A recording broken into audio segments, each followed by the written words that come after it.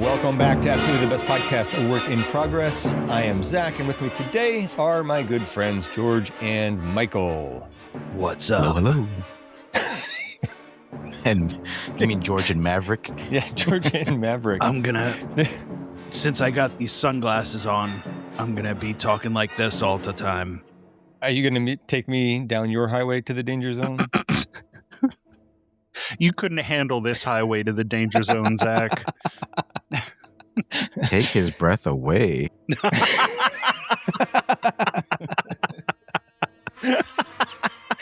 That was the song that was playing, right? Yeah, mama. There's a little more hair in the silhouette than maybe people would like if that played out here. But this is Series 3, Episode 13, and today we are discussing Prey from August 5th, 2022. After we discuss the movie, we will figure out where to place it in our AVPCU movie ranking and our mission to figure out which one is absolutely the best. I got to tell you, this is a contender. Is it? And as a reminder, we assume the listener has seen the movie before, and of course there will be spoilers. For movie memories, who would like to go first? And also, Michael, how high were you when you rewatched it the other day? Because I just listened to this bizarre adventure like hours ago, and you were talking about how you had eaten an edible and then you had to watch Prey. No, I had come down by the time I was perfectly sober when I watched this movie. Might have enhanced it a little bit. I don't know. I got back into weed. I don't know what to tell you. And no judgment. My movie memories are, did this come out in the theater? No, I didn't think so. That's one of my changes. Like, this should have been Straight in the theater. to Hulu. Yeah, and it wasn't even a COVID thing. It was like the theaters were open already. Yeah. Was it? Because I definitely watched this right when it came out, and I was blown away. Like I said, I didn't see any of these Predator movies after like the first Alien versus Predator. You let that turn you off? I did let that turn me off, and it turns out I was right to have let that turn me off, because So 100% right. Alien versus Predator was the best one that came out since then up until Prey. I think you mean Alien vs. Predator Requiem. Great movie. Alien versus Predator was the best one that came out. But I watched this because it looked good, and I was, blown away. And I was afraid to rewatch it because I was like, man, I really liked this the first time. I think I liked it better this time. It's good. It's really good. It's a great movie. Like, a great movie, period. Yep. Yeah, not even a great Predator movie. No. A great movie. Nope, Yeah. It's a great movie. George, you want to go next, or should I? I mean, I can go. I don't really remember too much around that time. I was busy staring at eclipses and stuff, I think. But I was excited for this movie because it'd been a while since anything came out from this universe, and I remember I think right when it was, I don't think I even slept. I think I waited for it to come on at like midnight or something, and I started watching it, and it was totally worth it. Yeah, I would say that's great. a very rare instance when that kind of anticipation pays off. Yeah. It was it really had me excited for, I think, the next installment, which I think was Badlands. Yeah. And that one was also great, though not as good as this one. Agreed. Yeah, I mean, first thing I want to say about it is great title. I love that. Like, Prey instead of Predator. Perfect. I like you guys. I remember liking it the first time, but I also remember all the Manosphere knobs hating it because it's a woman allegedly with spaghetti arms or something like that. Like, there's no way she could beat a Predator, and they did not watch this movie, or certainly didn't watch it closely, because she kicks ass, and it's all completely believable. Don't they get their asses handed to them in the middle of this movie too? By the Predator? Yes, that too, yes. The other thing, again, on rewatch, a little concerned that maybe it wouldn't hold up. Not an issue at all whatsoever. The issue I did have was that my Hulu is completely fucked. I think I complained before about how like my subtitles, like the captions, because I always watch with captions, were like 7 minutes ahead or something.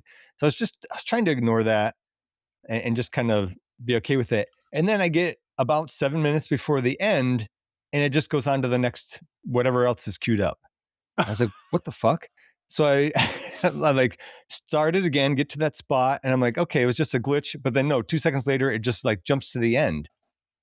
And it's like I couldn't watch the last 7 minutes of this movie. And then I was like, well, maybe Disney Plus has it. You know what? Don't ever need Hulu again because this Disney Plus now has everything that Hulu has, and it's all works fine on Disney.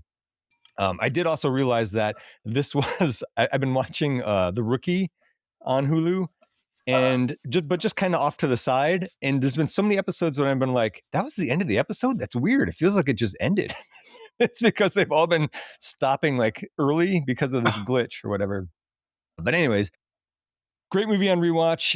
The Disney Plus does not have the commentary though, and neither did Apple TV. So I ended up buying the Blu-ray. Great Blu-ray. It's the only Blu-ray disc I think I've ever had that doesn't have a bunch of bullshit you have to sit through, like unskippable before it just starts up. This one just starts right up, just like the old DVDs used to. So the commentary has director Dan Trachtenberg and Amber Midthunder, who plays Naru, the cinematographer Jeff Cutter, and the editor Angela Catanzaro, something like that. Not a great commentary, but not bad. There wasn't a whole lot of info in it, but there was a few things here and there. But also, to be fair, there wasn't a lot of like hanging threads from this movie. So I wasn't like, oh, I hope the commentary clears this up. I knew what was going on in this one. So I'm looking forward to discussing this one. And we can get on with the credits. Speaking of credits, did you guys stay to watch all the credits at the end? Yeah, maybe. Like all the hieroglyphic animations and stuff? No. No, I guess not. Was that Comanche or was it Predator? It was because at the end it has it basically has like hieroglyphic like drawings of what happens in the movie. Okay, and I'll have to look at that. At the very end though, it has her, with the green blood on her, like her and her family, like stick figures of them pointing at the sky, and 3 Predator ships are coming through the clouds. Ah, interesting. And supposedly that's actually, that's how they got the gun. Right, and in which we call it. That makes sense. Yeah, yeah, and how she ended up in Killer of Killers. Yeah, I was actually wondering if he had already. So I guess the answer is yes. I was wondering if he had already thought that out for Killer of Killers while they were doing this. But yeah, seems like probably. Yeah, I only found out because of my notes, and when I was rewatching it, and then I stayed to watch the entirety of the animations, and I was like, oh shit, there it is. Prey is the 13th movie in our AVPCU series. The screenplay by Patrick Asen, which I think this was his first big writing project. It was directed by Dan Trachtenberg, who did 10 Cloverfield Lane, which is a great movie. Then this, he also gets a story by credit on this one. And then, of course, Predator Killer Killers and Predator Badlands. So he's doing pretty good work. George, you want to take over here with the cast? Sure. I was going to say, I think 10 Cloverfield Lane was my favorite movie of that whole Cloverfield franchise. Oh, it's for sure. The first one's good, but I like 10 Cloverfield Lane better. And then there's only one more, right? Like the Cloverfield Paradox, and it's kind of bad. Yeah, Netflix. Then we've got you already covered Patrick, but we've got another guy, Jim Thomas, who I'm not exactly sure how much writing he did, but he was involved in Badlands, the original Predator, and seems to have like writing credits on almost every Predator related activity since the first Predator movie. Oh, he probably like helped create the character of the Predator, and therefore like who's the guy in I can't think of his name right now, but actually I think there's 2 guys who wrote the original, Dan O'Bannon and somebody else who wrote the original Alien, and then they're kind of credited in every Alien movie because they created the creature of the alien. I wonder how much you get paid for having your creatures reused I don't know. like that. That's pretty cool. Hopefully a good amount. Yeah. Anyway, he's been involved in everything from like Aliens versus Predator Requiem, your favorite, Great to movie. Predator Hunting Grounds, which is a video game I haven't played yet. Never heard of that. I think But he also looks like he was. I think that's Sorry, one of Colby, those go asymmetrical multiplayer things where it's like 4 humans and then one person gets to be the predator. Yeah. It probably Yeah, plays I haven't. exactly like all of those other ones. But yeah, I think it looks like Jim Thomas was also a writer on Behind Enemy Lines, Mission to Mars, and Wild Wild West. Though I don't know if I'd take credit for any of those. No. My cast list is pretty short because I don't know, Amber Midthunder just steals the whole show for me. Well, there's also only like 6 people in this movie. Yeah, which is great. I think that's I think that's the way to do it. If you're not going to have an ensemble, which worked in the first one but hasn't worked since, I think this is the way to do it. Yep. Yeah. She's plays Naru, the badass of this movie, who is just not in enough movies, I think. She's really awesome in this. I think most recently I caught her in the Apple TV show Monarch, Legacy of Monsters. I don't know if you guys have seen that. No. She's the character Isabel Simmons there. She's also in Novocaine, which I have yet to watch. I haven't seen it either. Yeah, I want to. I just keep forgetting about it. And I didn't even realize she was in the recent Avatar live action movie as Princess Yue. Yeah, well, I'm not going to watch that. Yeah. I did want to point out that Naru means fight in Comanche. Oh, I did not know that. And she was also a bank teller in Hell or High Water. That's about the only thing in her credits that I recognized. Oh. That I had seen. I think further back, it looks like she was a series regular in Legion, which is another Marvel-related show. Mm-hmm. It's a series about Professor Xavier's son. Oh, yeah. We talked about that before. That's right.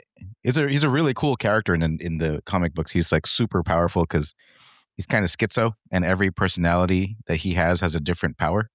So he's pretty much like god tier level mutant. Anyway, whatever. She deserves to be in much more shows and much more movies. Her brother in the movie is played by Dakota Beavers, and his name is Taabe in the movie. That means son in Comanche. Oh, does it? Mm-hmm. He is her almost as equal badass older brother. And this is actually this guy's first acting role, and he's pretty good. Oh, wow. I thought he was great. Yeah, he's really good. Yeah. So I hope he also gets more roles. Did you read that supposedly in the script, which I don't know why this would be in the script, but supposedly he is, or not him, but like in the original Predator, Billy is a reincarnation of this guy. I'm like, we don't need that. Why? Where did you read that? Where'd you hear that? I think Wikipedia. And I think, I feel like something else. I think I saw it somewhere else too, but it's like, I am so glad that they did not try to make that work. I don't even know how you would make that work. Like, and it could have even been, he could have been a descendant. Like, why would you make him? It doesn't make any sense. That sucks. No. Yeah. I think I read somewhere that Dan Trachtenberg was really young when the first Predator movie came out, and he heard about that scene where Billy basically took off his jacket and like stood his ground to fight the Predator, and how they don't show him anything. And I think he supposedly was inspired by what would that fight have looked like, and that was somewhat of an indirect inspiration for this movie. Yeah, I did read something like that too. But yeah, he's actually this guy Dakota Beavers is actually younger than Amber Midthunder, so he's not actually legit really older brother. Yeah. But he does get to deliver like the best, like one of the best lines in movie history, like the whole "if it bleeds, we can kill it." Yeah, without being like so obviously fan I thought service. it was earned at that point. Like this movie gets away with it, you know. And he doesn't say it in like an obviously like, oh, I threw it out there kind of way, you know. Right. Didn't shoehorn it in. It made sense. Like he almost sounds as badass as Arnold, but like it's hard to really beat out. Arnold when he says it like that. Well, Arnold didn't say it. Yeah, it didn't he? was wasn't it Mac? Oh, yeah. I What's guess- his I name? guess- Yeah, I don't remember who it was, but it definitely wasn't Arnold. it wasn't Arnold, huh? Okay, my bad. I thought it was Jesse Ventura. Maybe. All right, now I got to Google it. No, I'm Googling it. Yeah, now it's You're eating Googling at it? me All now. right. Yeah, yeah. Google it. Please hold. Uh, Go While ahead. you guys are Googling that, we've got Dane DeLiegro as the Predator. This dude is 6'8". Yeah. Isn't that a little short for a Predator? He's a little bit short. He's about 5 inches shorter than the first Predator, apparently. It's the Wow. feral Predator as well. Is it 5 It's- inches? It Something. says that it was Dutch. Oh, See, I think you owe George an apology. I'm sorry, George. I was wrong. Thanks, man. It means so much to you. It means so much to me coming from you with glasses. I'm With your sorry. sunglasses I on. believed Michael.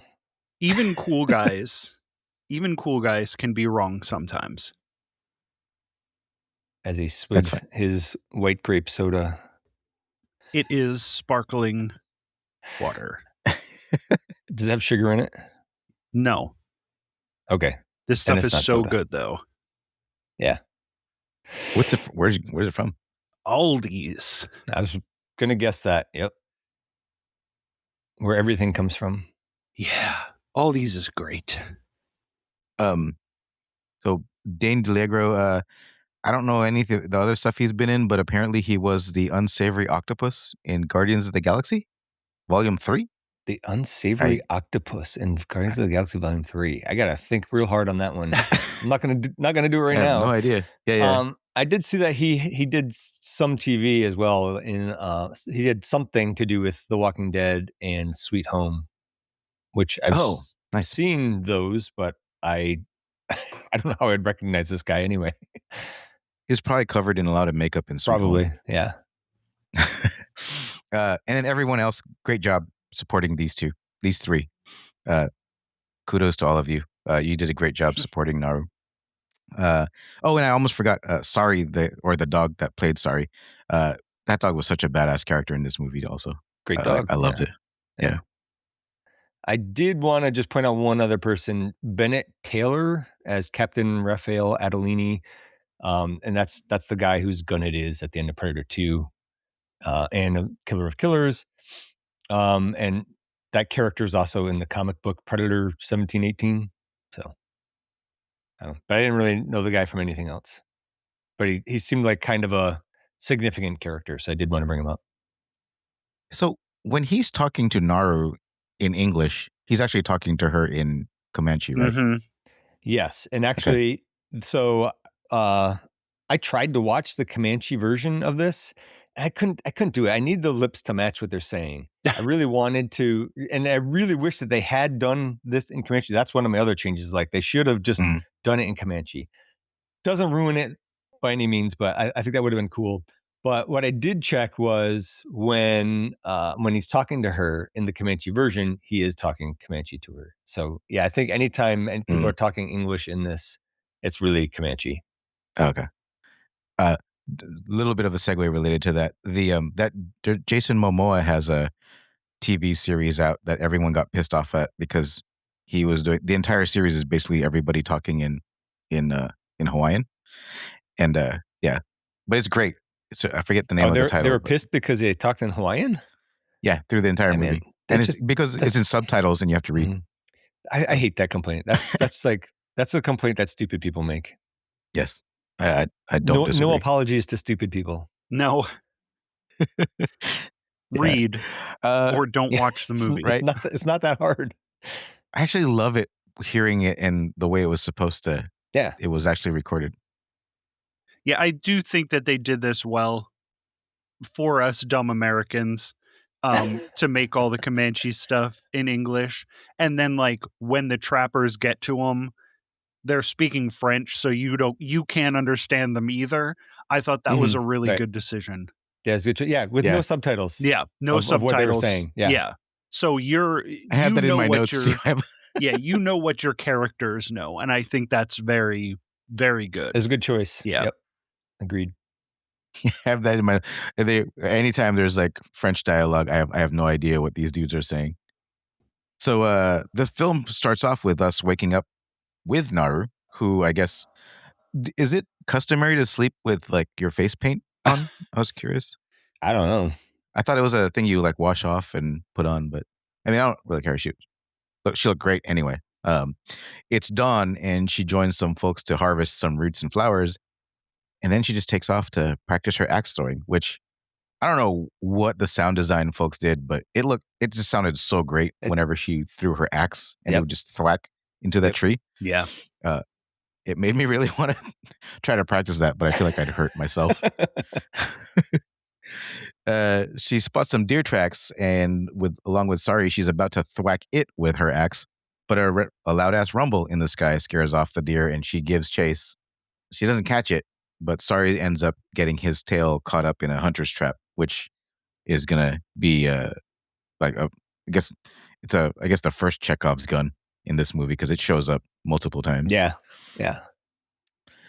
She sees another atmospheric disturbance, which we all know is a predator ship entering the atmosphere. And I guess 300 years before Dutch's time, the predators were still working on nailing their That's camouflage. I was like, they don't have the. I said the predator ship is loud as fuck. I guess they didn't invent stealth mode yet, but it is 300 years earlier, and I think that's also reflected in the weapons that the predator has. You know, like his mask is not this cool thing. It's basically a skull from something else, and like he doesn't use beam weapons. They're all like projectiles.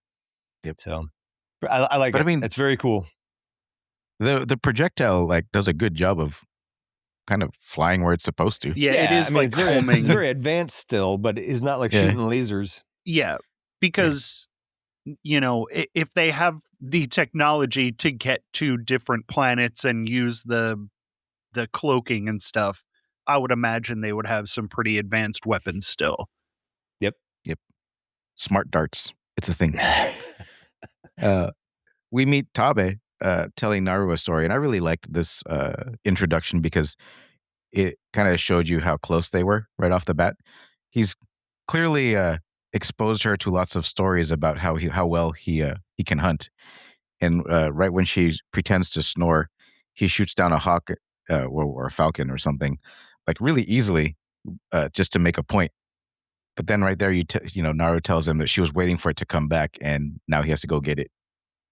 And you can kind of see how smart she is right off the bat, I feel like. Yeah. Just from that one interaction with him. One of the things that came out of the commentary, as well as some of the deleted scenes and behind the scenes stuff, that was actually originally part of the opening scene.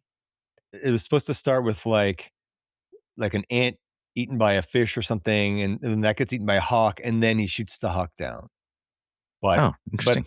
But it was going to be too expensive to do, and I'm kind of glad it worked out the way it did, because I feel like that would have been a little bit too on the nose for like, this is a prey movie. Well, they do that a lot. Yeah. It's not like, but it's a little more organic. I think, when that happens. Yeah, I think some of the best scenes was exactly when that happened. Yeah. Yeah, if I have one complaint about this movie, it's that when they do the actual animals, the CGI looks not fantastic. I thought it looked pretty good, especially with the bear. The bear specifically looks terrible. Huh. I thought it looked good. That's interesting. All right. Yeah. Maybe I need my eyes checked. Did you have your glasses I on? loved it so much that I gave it a pass. Yeah, Okay. No, it didn't. It wasn't enough to take me out, but I'm like, wow, that really is a CGI bear. Yeah. The snake, I feel like, was kind of a little on the obvious side CGI, but I was also okay with that. Anyway, so Naru tells him that she saw something in the sky earlier, and how she thinks it's a sign for her to get ready for her kutamiya, I think is what she said, is the word she's used, which is, I guess, her trial for her to qualify to be a hunter. And so Tabe is asking her, you wanna hunt something that's hunting you? You think you're ready? And then we get like our second Chekhov's gun, which is the orange tutsia, a drug that comes in super handy later because Naru's mom is talking about it. Then at the end of this scene, the predator ship is making a large rumbling sound as it leaves, and we get to see the predator all cloaked, in which I thought the cloaking was really good. Yeah. Despite it being 300 years ahead of time. The yeah. cloaking- So I usually go ahead. I thought the cloaking looked awesome in this. I've complained in the past about the hexagonal pattern cloaking. It looks great in this. Yeah, I had to give it a pass, man. It was so good. It's and really used to good. great effect later on. So I was like, maybe they were onto something with this. Yeah. Yeah, it's when I remember the first Predators cloaking and how they were all like, "Oh my god, I can't see it." This cloaking looks awesome by comparison.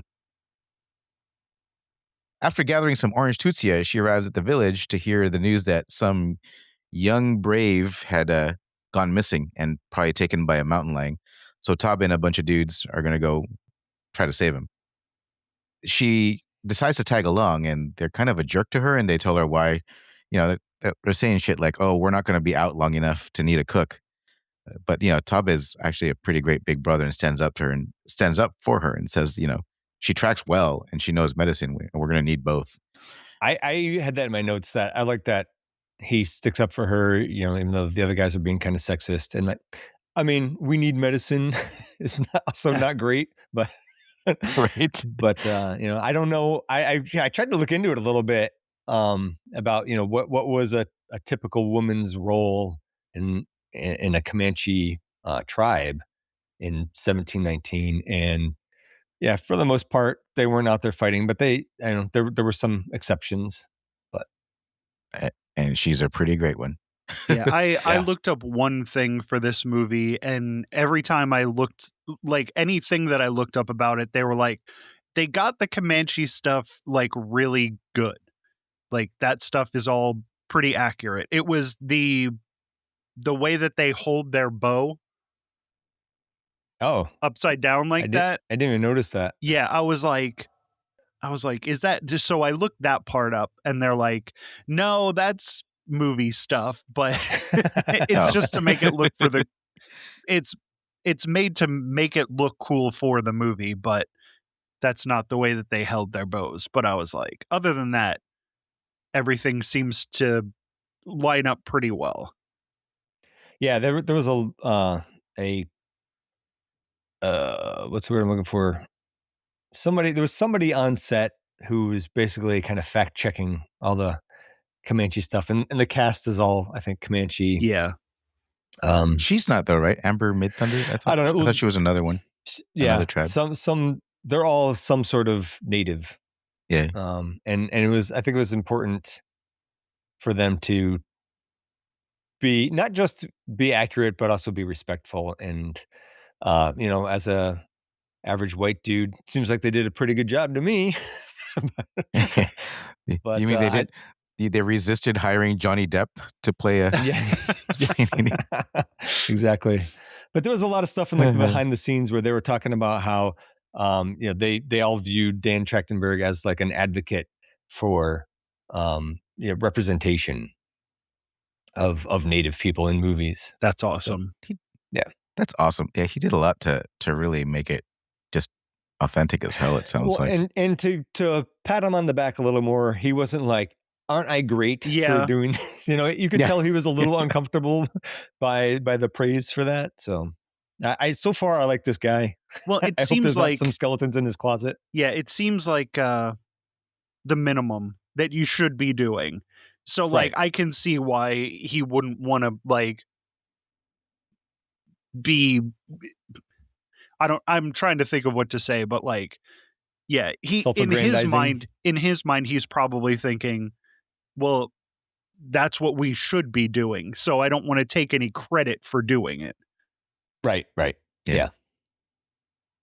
This next scene is actually one of the cooler scenes. Speaking of praise, it's a scene where the rattlesnake snags a mouse, and it happens to be right next to the predator's foot, a camouflaged foot.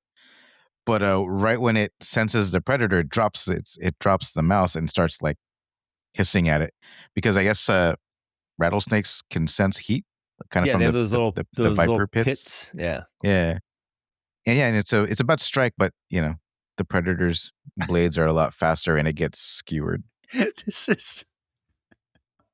I was laughing at the skull and spines that this predator took sometimes. I Yeah. was like, I don't know if taking the rattlesnake skull and spine is necessary. What's so tiny? It's got to be so tiny Yeah. next to the wolves. Well, I mean, he's so big. The snake is a regular sized snake. What's he doing with that skull? It's just silly. It's going to make a bracelet out of it. I mean, that would make a pretty cool bracelet. Yeah. All right, Yep. fine. You talked me into it. Maybe a ring. Like, that'd be cool. I just don't like. I mean, I get that those blades were super sharp, but were they really so sharp? It was so easy to rip out a spinal column along with the skull. Apparently, we all saw it. Yeah, we saw him do it. I wish I knew somebody in medical school that could like say, yeah, it's really that easy to disconnect. I think all you need to know is a chef. That seems like that seems like how you fillet a fish. Yeah. Right. You devein shrimp all the time. Yeah. I will just say that I'm not looking for flaws in this movie because it's so good. Fair. No, I'm not looking for flaws either. There were few enough of them. I think there were 4 things that I was like, well, that's stupid. And that's not nearly enough to knock this out of my ranking. I want to know about your 4 now because I feel like I missed all 4 of them. We'll get to them. It mostly had to do with bad looking CGI and the skulls that he takes. Like, why are you doing this? Fair. So the party finds the missing brave and he is all kinds of fucked up. And they do actually need Naru because we find out the orange Tutsia will cool his blood. And all Predator fans know what that means. That orange Tutsia is based on a real flower that they really did use for medicine. Obviously, it doesn't really cool your blood, but I thought that was interesting. I was going to say, well, I need to go find it if it exists, just so I have some on hand in case. In case the predator comes. Yeah. Or another alien that like homes in on heat. What if you were a doomsday prepper, but it was for like in case there was a predator invasion? I'll bet there are. Yeah. There has to be. Yeah. So another cool scene on the way back home, Naru runs into the remains of a mouse and the mouse and the snake. And the snake's body contracts pretty quick for like a tiny jump scare. I don't know if that really happens, but she notes the tracks of the predator, and all the other braves just make fun of her and say it's just a bear. But she's always asking like questions that you would think somebody would pay attention to. Like she says, well, why is it on 2 feet? Like, and they're like, whatever, it's just a bear. And she insists on warning her brother. So she and jerk number 1 or number 2, I can't tell which one I can't tell them all apart. They go to track her brother and find him so that they can warn him about this bear. So they find her brother. She and this other brave are up in the tree, and her brother is trying to lure this lion over. And then I kind of love the scene where the guy is making fun of her, and he's like, when your brother comes back, he and I are going to find this lion, and it's just like, Yeah. It's just like, after all that shit talking, he just gets fucked up by the lion so easily. And then the lion jumps into the tree. And just as the lion was about to pounce on her, she gets distracted by the predator roar. I don't know what exactly happened in that scene, but I guess there was a light and the predator was roaring. And she ducks and falls off of the tree, and then she hits her head. She ends up waking up at home, and her mom informs her that the dude Pui survived because of her medicine. And we all know that she is definitely as competent as her brother says she is, because she definitely lathered that Tutsia stuff on her. His name is Pui? Pui, yeah, Puhi. Okay. Oh, like Pui. Okay, got it. Pui, I thought it was like, yeah. like P-O-O. P-O-E-Y. P-O-O-U-I. She did have a really badass line here. They're carrying him back to the village, and they're like, oh yeah, he's like shivering, and they go to put a blanket on him, and she stops him, and she's like, do you want him to be comfortable or do you want him to be alive? And I was like, hell yeah. Yeah. She has some great lines in this. Tabe comes back with the lion's head, and everybody celebrates Tabe coming back, and he is designated as the new war chief. I kind of thought he was already the war chief. I didn't know if he was new or not. I feel like I missed all this. I'm like, this sounds The- like a good movie. You missed this part? I don't remember it. My Oh. my notes are not incredibly detailed because I don't need to lead. So Oh, yeah. I did think that this took a little bit too long. Like this whole scene. Of the celebration? Yeah, the celebration just took a little bit too long. And I didn't love it because the entire movie, he's more skilled than she is. Mhm. And like she knows this, but it's never a problem.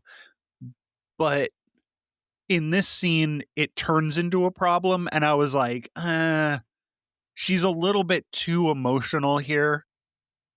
And that was really my only, I think they stretched it out so that she could like show that she's upset about this whole thing.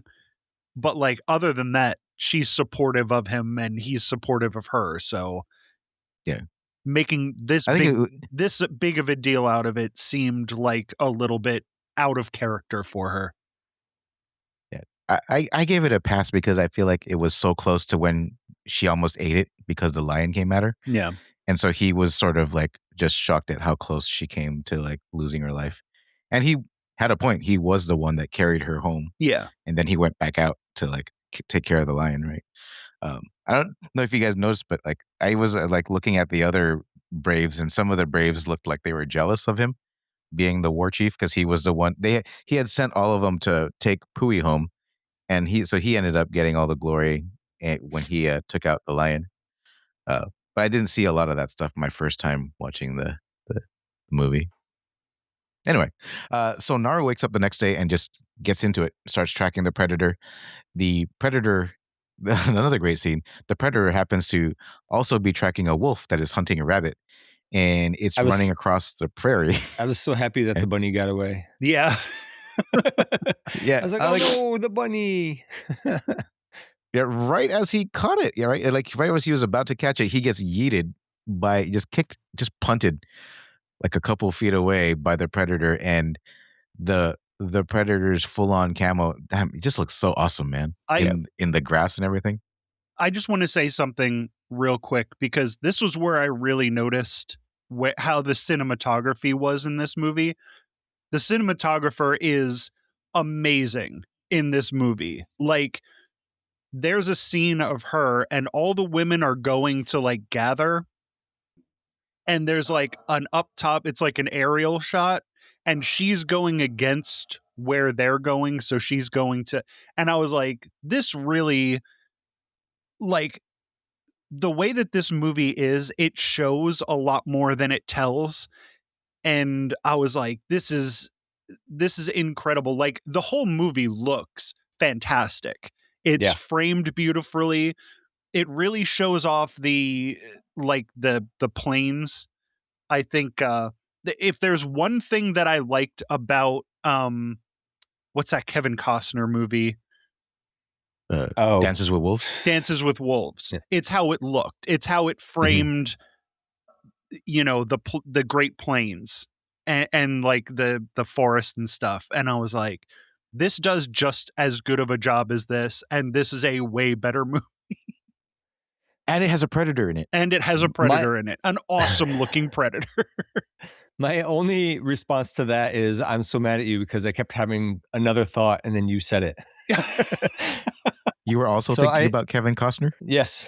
No, not that, but the framing and how like they have all these wide shots of the planes and everything. So and this hard one, to agree on that. This one shot specifically where the women are going the one way and she's going the other way because she's going to track this predator. I was like, in a worse movie, she would have like told somebody that she was doing this, like that she didn't want to be like the rest of the women, that she wanted to do this. That would have been a worse movie. But since this is a good movie, they just show her doing it and like it explains it. And I think that's one of the things that this movie does great. Totally. It would have been shitty if she's like, well, I'm going to be somebody different and I'm going to go this way. Yep. And I think every other Predator movie that we've seen would have done exactly that. Yeah. Yeah. Yep. And Gary Busey would have been at the front. And they would have had a character that was supposed to be Arnold Schwarzenegger, but wasn't. Yes. Right. Oh, man. Back to this wolf. I don't remember. Did you guys notice that the wolf, as soon as the wolf attacked and gets swiped, I guess the blades were like so sharp, the wolf turned around to attack again and collapsed only when its guts fell out. Yeah, when yeah. its guts fell out. That was pretty cool. Yeah, Yep, it that was was a pretty good cool. old samurai type, old samurai movie type thing, you know, which I enjoy seeing. Yep. So then we get back to Naru, who makes a rope leash for her axe and practice swinging it and retrieving her axe. Cool. And gosh, Pretty it's so It's great. so fucking cool when she puts this thing in and she's like yanking on it and it like comes right back to her hand. God, this movie's cool. Did she do that for real in the commentary? Was there anything? Think, yeah, more or less. A lot of it was real. Like she definitely was doing a lot of throwing. I'm not sure about the retrieving. That seems a little dangerous. Yeah, but for sure. I did just want to say that this is just one of the many things that this movie shows you about her strengths that seem to go right over some people's heads, where they're just like, how could a woman beat a predator? Right? Like, she's pretty great. That's how. She's smart and she's just ingenious. Yeah. And she's just capable, right? Yeah. Like, it's not like when she throws the axe, there's no force in it and it bounces off the tree. Anyway, she gets so good at the axe throwing and retrieving that she manages to catch several rabbits to live off of while she hunts the predator. Sorry, Zach. Oh, when she's so cool too when she's eating these rabbits, because she's just like lounging, pulling a piece off, and she's like, hell yeah. It's like Doritos, just sticking her finger in, ripping off a piece. She's like, I got plenty for you, dog. Here you go. Yeah, that's right. And then I think is this one of the scenes you had an issue with, Colby? The predator doing the weird mist that melts off the skin and muscle off the wolf's head? Oh, no. I mean, we've seen this happen before. I mean, it's a wolf. The wolf does fuck him up a couple of times, which looks really cool because, like, when the wolf attacks, it knocks the camouflage off so you can see, like, where he bit him. And I thought that was a pretty cool effect. But again, why are you taking a wolf's skull? It's like better than the snake skull. I guess if this is escalating, like supposed to be an early trip to Earth where they're like figuring out what they're supposed to be hunting on this planet, I guess that's fine. But in Alien versus Predator, it says they've been here for thousands of years. Like, I guess it doesn't matter. Are you telling them to touch grass, Colby? I'm telling myself that I should, like, not take this shit so seriously. Yeah, I guess after the predator knocks the skull onto his belt or something that he was carrying skulls on, he hears a sorry barking, and so he gets up and you see the first time his the cloaking happens, and it looks definitely very nanotechy, but I did not mind. Great effects. Yeah. Really cool. Yeah. Naru happens upon a bunch of skinned buffalo, which I is that really a thing that they people skin buffaloes to? Yeah. What was it for? Like to sell the hides, fur, the hides. Yeah. That's all they wanted. I gotta and tell they you didn't something. eat any of them? No. It seems like such a waste. Which is why that's part of the problem. That's the problem. I wanted to. I'm not proud of this. But when she walks in the field and she sees all the skinned buffalo or bison or whatever, for a second I was like, what didn't wouldn't the predator take the Skull. skull? And then she finds the cigar, and I was like, wait, the predator smokes cigars? And then I was like, oh yeah, there's fur traders that come into this. And I wasn't even really high, Colby. acclimated. It took you way too long to figure that out. I didn't have to look it up. I figured it out on my own. Yeah. It threw me off too at first because I was like, oh, the predator skinned all these buffalo. Now I'm picturing a predator smoking a cigar, and that's a so funny. when he finds the cigar later, I kind of wanted him to smoke it. That would have been so cool. He was using his mandible to hold the cigar in place. That's right. He wouldn't even have to use his hand to ash it. Yep. That would have been so cool. So while she's tracking the predator, she falls into some quicksand or a bog or something. And that leash comes in super handy because she uses her axe to pull herself out. But man, it would have sucked if she threw it so hard and she lost her grip on the rope. That would this was totally one blowed. of my very minor gripes. Like she falls into that bog, and then she keeps going further into it. When would you turn around and get out there? But I don't know. It was fine. She gets out. Wasn't it because she was like flattening herself so she wouldn't sink so fast? I don't know. Because she was laying down. She was laying on her back at some point. I don't know. But apparently that shooting that scene, I don't know if that was a set. I could never figure it out. I couldn't tell if it was a set or really some bog. But I guess when it had all that like mossy grass on top, everything was fine. But as soon as she like steps into it, it smelled really bad, and like because everything moved out of the way, and so I guess that was an issue. But anyways. Cool.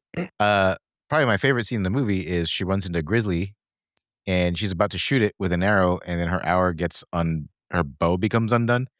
And damn, I keep forgetting how fast bears can actually run if they are motivated enough. Yeah, your host, if a bear sees you and doesn't like you. You just have to run faster than your friend. Yeah, that's right. That's right. Anyway, she manages, Sari leads the bear off for a little bit and then leads the bear back, and she jumps into the water and manages to swim into a beaver dam thing or a beaver home. Wait, hold on a second. Oh, wait, the bear's still attacking her, right? Okay, never mind. Keep going. Sorry. Yeah.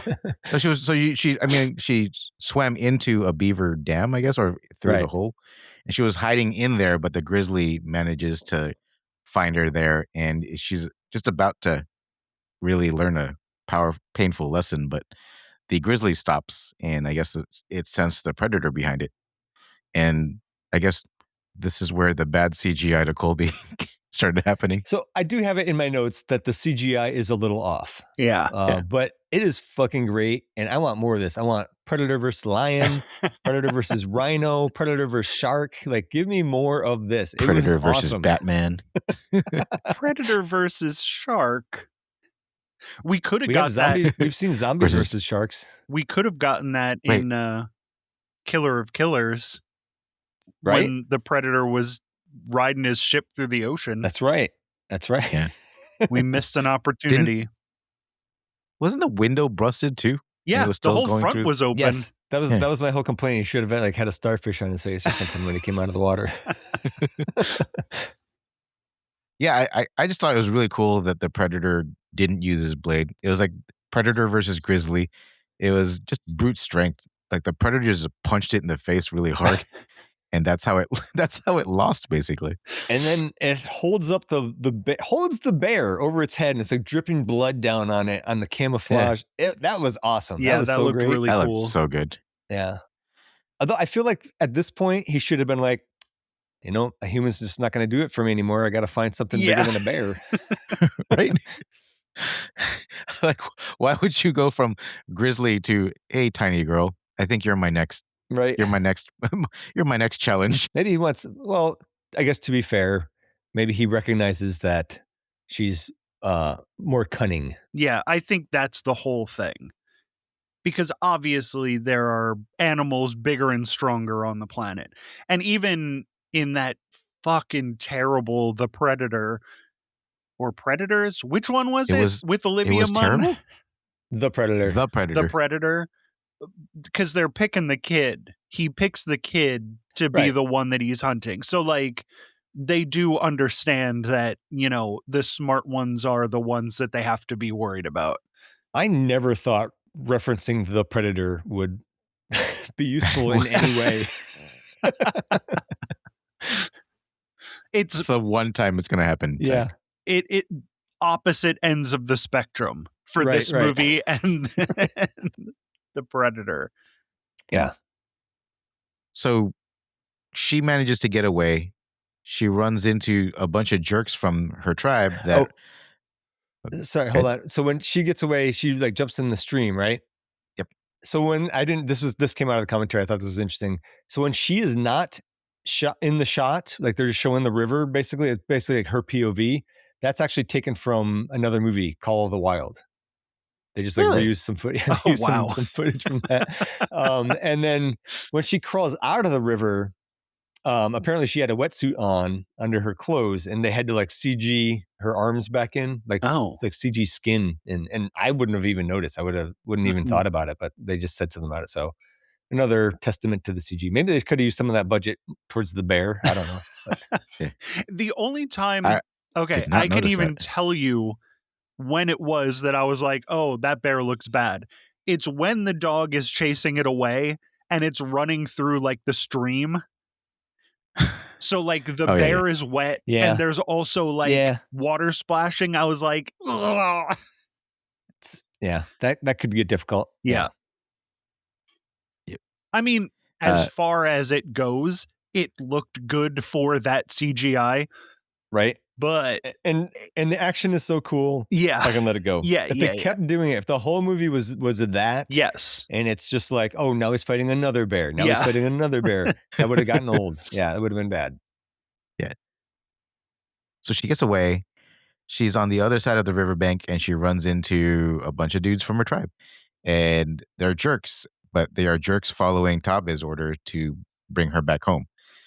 She doesn't want to go home, and she gets into a fight with one of them, and it actually looks like she's winning, and she's actually showing them that she is not going to go as easily as they think. She so then they kind of beats the fuck out of him here. She gives him a suplex at some point, and I was like, fuck, yes. Yeah. This is it's a awesome. good fight. Yeah. She's still got that adrenaline going from escaping a bear. Yeah. And the only way that they actually get her to like listen is they pretend like they're going to let her go, and then they just straight punch her in the face to knock her out. Yeah. Low blow. There's a lot of scenes of her waking up in this. It's like 5 or 6 scenes of her waking up, whether from sleep or from getting knocked down. Right. What'd you guys think about the guy going to take a shit? The way I thought he was going to eat it. Yeah, well, the way he grips that tree, I was like, buddy, you got to get some more fiber in your diet. Was he taking a shit or was he just pissing? I thought he was I thought he was taking a shit. And actually in the commentary, they said as much. So. Okay. Yeah, he was, yeah. And he actually, and so he ends up getting disturbed by the sound of the predator, I guess, arriving. And I guess he finishes his shit up really fast because the 3 of them are looking around, and they, I guess, are very relieved because they see a bunch of possums running towards them.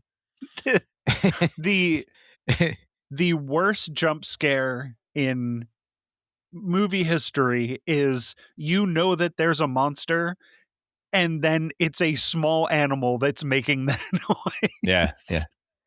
Although, doesn't she then say, what do you think they're running from? I think she's got well, because the guys are being jerks to her because they're like, you should see your face, because she's looking pretty scared, and then she does the whole like, what do you think drove them this way? Yeah, right. I think that these guys getting taken out is probably my favorite scene. It's great. It's great. That or the fur trappers. It's another one. Oh yeah. Oh man. Yeah. Those scenes are so. The fight scenes with the predators and everybody else are so great. There's a really good build up in this too. The way that the kills go is they're Yeah. pretty tame at first and like sort of off camera, and it builds. And I think just again another little thing that this movie does that makes it so good. I kind of felt like I was getting a PG-13 Predator again with some of these kills in the beginning, and then it's like, all right, well, this is getting better. All right, it's getting better. It's getting more graphic. So like as the tension ramps up for her, the tension is ramping up in the movie. And I was like, yes, this is how you fucking make a movie. Yeah. I'm glad the Predator franchise finally figured out how to make a good movie after the first. Took 'em a while, Jesus right? Christ. What was it, like 20 years? 30 years? Yeah, it turns out you had to get the right guy doing it, I guess. But, sheesh. I really like it here when so the Predator does show up, right? And then they hit it with a couple of arrows and you get like his camo failing again. Yeah. Like, I didn't originally like that hexagonal camo, and it's used to such great effects in this movie. So that was another great moment. The Predator design is awesome, where he's just got this big skull for a helmet. Man, he just, and the face on the Predator when his helmet gets taken off. Yeah. It's a completely different looking Predator from anything we've seen before. It's like leaner, right? I think they even said something in the commentary about that. They're like, look, there's going to be some diversity. Yeah, obviously. On the Predator planet. I think that's really cool because we're getting a lot of Predators that the only thing that looks different about them is how muscular they are. Like up to this point, the Predators have looked pretty much the same.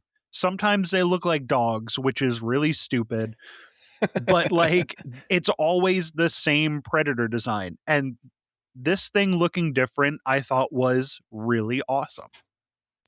So you don't miss the metal mask with like the teeth, the fake teeth and whatever from the other movie, from Zach's favorite movie. I do. I also like that it doesn't need the eyes in the mask to see. Yeah, it can just like, I guess since it's heat vision, it doesn't need the eyes to be. But man, that fucking helmet looks fucking cool. It looks cool. Yeah. It almost looked kind of predatory or some big alien. Skull. Yeah. Yeah. And the kills here, I think kind of what you were saying before, Colby, where it's dialed back a little bit. Like the one dude gets his arm chopped off. Really awesome. But then like they don't really show him get beheaded on screen. I think it kills somebody else and just there's like a shower of blood. There's some really good showers of blood in this movie. It's good, but I was having a similar thought. I'm like, they feel like this is dialed back a bit, but it works later on. Yeah. From what I remember, aren't these these three guys? I mean, they were kind of jerks, but they gave the Predator the most. These kills the Predator actually like kind of worked for. Yeah, the other kills seemed none of them ran really away. Easy. Yeah, they were all ready to fight. So no, I'm like the whole French camp, that whole fur trapper group. They all got fucked up. Like, we're gonna get to that. But we're gonna get to. But like, I mean, like these, like when I think about like the fights, these three guys put up more of a fight than like those 20 other trapper dudes. Yeah, well, they're trappers. They're not hunters. Oh, fair.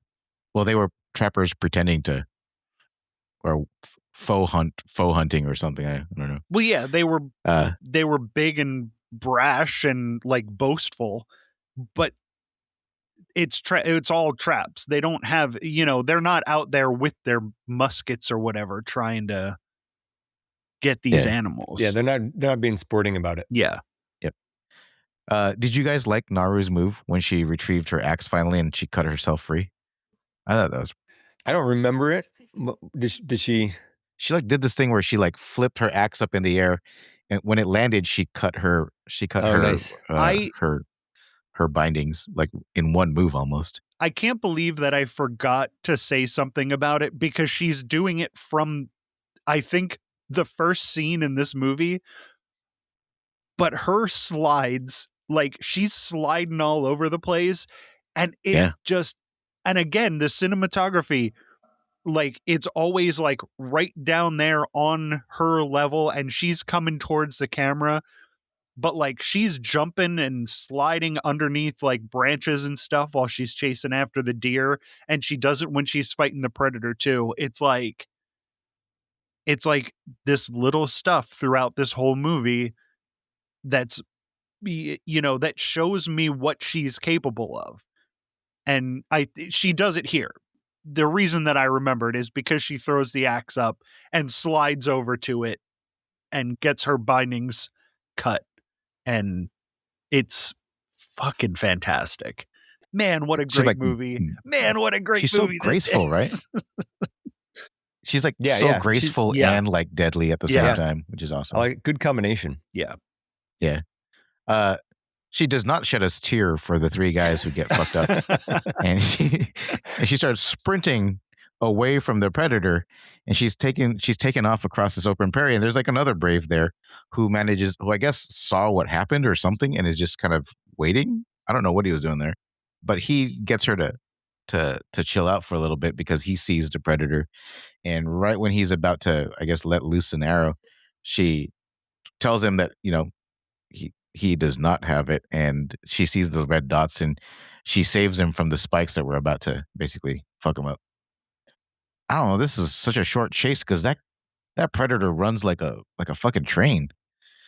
Like they were halfway. I think they were a good chunk of the way across the prairie, but that thing, you just the shadow or the motion of the prairie. Yeah, this is another great overhead shot.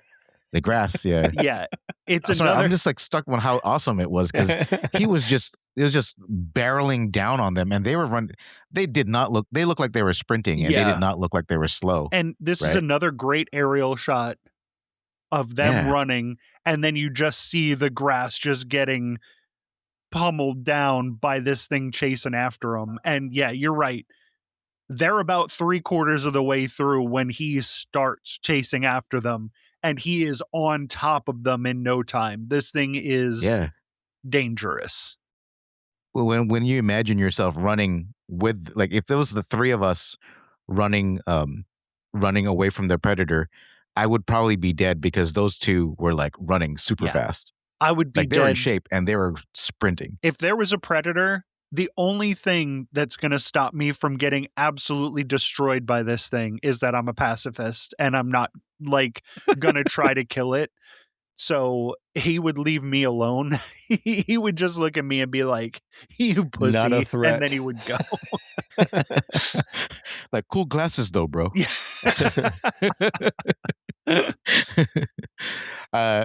So she's sprinting. She does not turn around when the other guy gets just eats it, but she sprints full on into like a bear trap, and the predator sees that.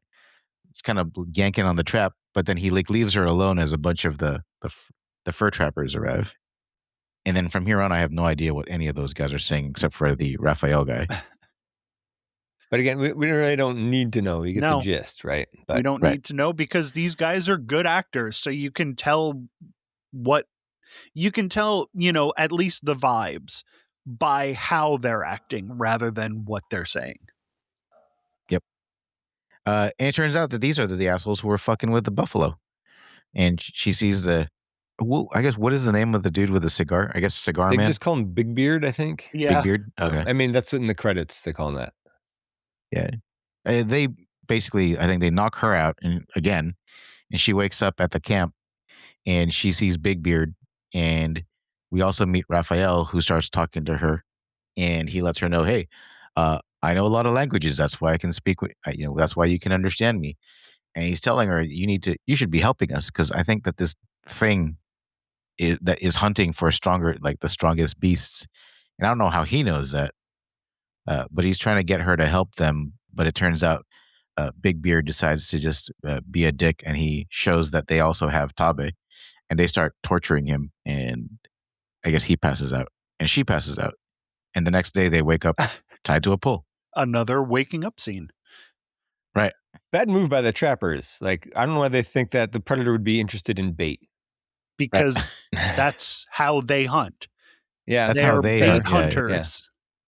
So I think they're thinking that this thing is just looking for humans to kill. Because that's what they do. Yeah, all right. But even that's at fair. that, they clearly suck, and they clearly do not hunt like tigers and No. bears because they're skinning buffalo who are notoriously docile. Right. Which, like, their lack of experience proves very, I guess, fun for the predator, because the lookout dudes at the top of the hill, they eat it fast because they're when those horses started like neighing, I'm like, you guys aren't going to turn around and look at what's making those horses like make so much noise all of a sudden. And yeah, those 4 guys like ate it. Pretty decent deaths there with these guys. And then it's just like a slaughter fest. The predator hits the camp. Instead of taking the bait, it basically just fucks everyone up, and it's kind of windy and dusty and ashy. I don't know what happened. This is the coolest shot for me, when it shows up and there's like all the ashes and smoke blowing in the wind, and it hits the predator camo, and it's kind of like messing up the camo a little bit, just a little bit. That was just really cool. Like all the little glitching. Man, I love that. It's windy too, right? So the flickering is awesome. And this is where I forget what happens, but there's some fighting going on, and then they find the green blood, and that's where Tabe says, if it bleeds, we can kill it. I was like, totally earned. Yep, not absolutely. A problem. Yeah, and that dialogue is just great because like I think she's something he would say in that moment. Yep. Yeah. Well, no, he's also trying to assure, because she's starting to lose faith, because she's actually scared to death now, and she's like, oh, like that thing didn't think I was a threat. And he's basically telling her that's going to be his problem. Like, it doesn't think you're a threat, but you are. You always see the things I miss. Yeah. And then that's when she's like, that predator is a sexist pig, is what he's saying. That's when he tells her that. That's when he tells her that, like, she almost had that lion. She almost had that mountain lion. And that's, again, that's why that one he's a great big brother. Yeah, that's why that one scene stuck out to me, because otherwise, this entire movie, those two are like this. So, like, the first time I watched this, I was like, all right, well, I can see why she was upset about him getting killed. But this time I was like, oh, yeah, she really would be broken up about this, because they're like this. They're tight. They're tight. The entire movie. So when she's like jealous of him being, celebrated, I'm like, that doesn't sync with her character. I think she would have been happy for him and proud of him. Yep. But otherwise, again, it's not enough to like take me out of the movie, and I can see how she would be upset about that. But it seemed like too much. Did you guys have a favorite predator dispatching of Frenchie? I had a kill. I have 2 that it's hard for me to decide between, but I think I would probably go with when he throws the bear trap. Yep, that's on my list. That's the top of my list. It is so good. As like he steps in the bear trap, takes it off, like resets it, and it just like whips it at that guy. That was great. That's a great kill. Yep. The other one that I had was when he has like his fan blade shield opens up and just like takes that guy's head off. That was pretty cool. That's the one. And then he like snorts or something like after the log falls off. I love a shield decapitation. It's pretty good. It's pretty good. Captain America really should do more of them. What's his name? Fuck, I'm totally drawing a blank. Okay. Kurt Russell's kid. Oh, yeah. Wyatt Russell. What's his character? U.S. agent? U.S. agent. U.S. agent. He does that. I mean, they don't show it, but he decapitates somebody in that Falcon and the Winter Soldier. Probably would have TV been a better show. movie if they would have shown it. Probably. In the Multiverse of Madness, doesn't the Scarlet Witch kill the Yes. Agent Carter in half? Hey. Cuts her in half with it. Yeah. Hey. No Marvel movie talk. This is Predator. This is Prey. You know what? He's out of line, but he's right. Right. Anyway, what do you call it? I did like the collapsing net one. That was a pretty cool. Yeah, that was pretty cool too. I guess that's the not as advanced version as the one that was in Aliens versus Predator. The collapsing net is a good weapon. Yep. Turn people in chunks. I enjoy that. I mean, I don't know why we don't make those things. That shield. Somebody else, some other Predator had one of those. That's not the first time. I feel like I've seen it before, right? Yeah. Yeah, that's not the first time we've seen that. Write in if you remember what movie it was, because I'm not watching any of these other Predator movies. But yeah, I can't tell who had the worst death. It was the collapsing net or the shield beheading or the guy that shot at his helmet and then the bullet ricocheted and hit him in his own face. I would think that the decapitation was probably the easiest death of all of those. I feel like the net was a little slow. That seems like it would have been pretty painful. The net, I'm going to go with the net as the worst anytime the Predator uses that net, because that thing is always slower than you want it to be. And it takes a while before it gets to anything that's actually going to kill you. Right. Yep. So Naru ends up using a bear trap to free herself from Tabla, just further making us admire how smart she is. He heads out to get some horses so they can escape, and she heads back to camp so that she can free Sari. And then, man, this fight scene where she just fucks up all the remaining guys at the camp with she doesn't even have her axe, at least because her axe is I think on the other side of the camp, but she fucks them all up. And it's such a great scene. I thought it was such a great fight scene. It was like her versus all these much larger dudes. Yeah, she's like killing them all with a knife at first, right? And then then she gets stabbing them, then takes it out and then stabs the other guy. It's a well choreographed and well executed knife fight, and then she gets the tomahawk and starts killing some more fur trappers, and then when she's dispatched all of them, just that final catch, it's pretty great. This is again, just like in the ninja part of Killer of Killers. This was a very I messed up the stealth part of a video game way early in the sequence. That's what I was thinking of the whole time. I'm like, man, she probably could have taken out 5 or 6 more of them with stealth if she wouldn't have given her position That's away. Funny. If she had camo. Well, she could have just grabbed the bracer off of the Predator like the guy in The Predator does and just used the camo. She could have swallowed the camo ball. The camo ball. Stupid fucking. God, I hate that movie. I gotta stop thinking about it. I hate that fucking movie so much. But this is so dumb. This is showing you, if you respect the Predator, what you can do with one of these movies. I think that's the problem. I don't think these other movies respect the Predator. This one does, and it's fucking fantastic.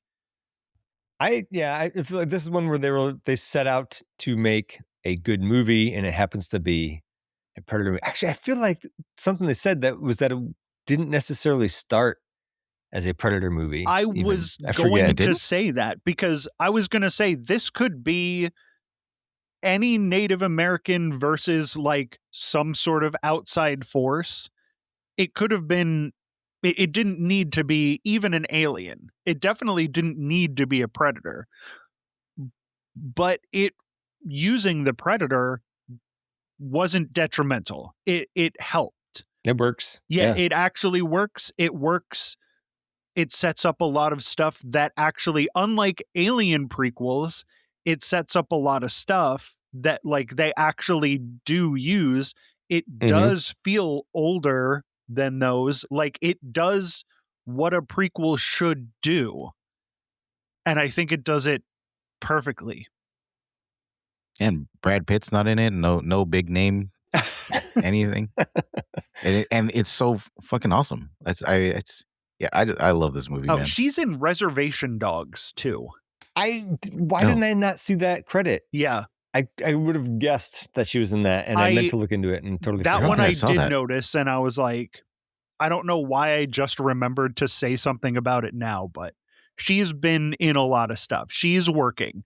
Yeah. Which I'm glad, because she's great. I just want to see her in more. I would like to see the brother in more, because not only was he a very good actor, that's a handsome boy. He's a musician, apparently. Oh, wonderful. Yeah. Anyway, we run into Raphael Adolini, and he gives Naru the flintlock pistol because he just does not want to feel the pain he is in. Does not give her detailed enough instructions, in my opinion. Put enough in, but not too just much. Enough, not too much. Yeah. I love how she gave him the orange Tootsie. She just kind of puts it on a thing, and he's like, "When am I supposed to do that?" And she just like slaps him, and he like that's awesome. Shoves it in his mouth. I thought that was great. But yeah, it lowers his body temperature, and right when the predator makes its way there, it did a pretty great job of hiding him up until the predator stepped on his leg. That was stepped on his stump. That's so good. That's pretty great. I feel like I would have done my best to not make a sound. I'm sure he did his best. But if you have a 6'8" or whatever, that's true, giant monster standing on your leg that just got cut off, right?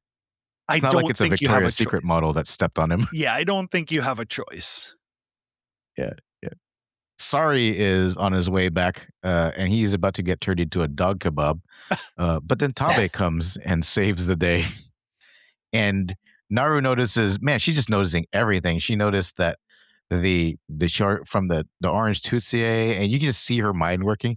She notices the darts follow the predator's like lasers, and man, Tabe does such a great job for a little bit, and then it just the predator's camouflage turns on, and I think he realizes, this isn't going to be one that I'm going to be able to like win, and he does that whole "this is as far as I go." Yeah.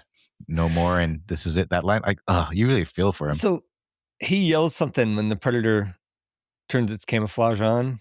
He yells something in Comanche, and in the commentary they said that he essentially yelled the equivalent of cheater, which is because of the camouflage. True. Yeah. So I like that. Huh? That is really cool. I didn't know that.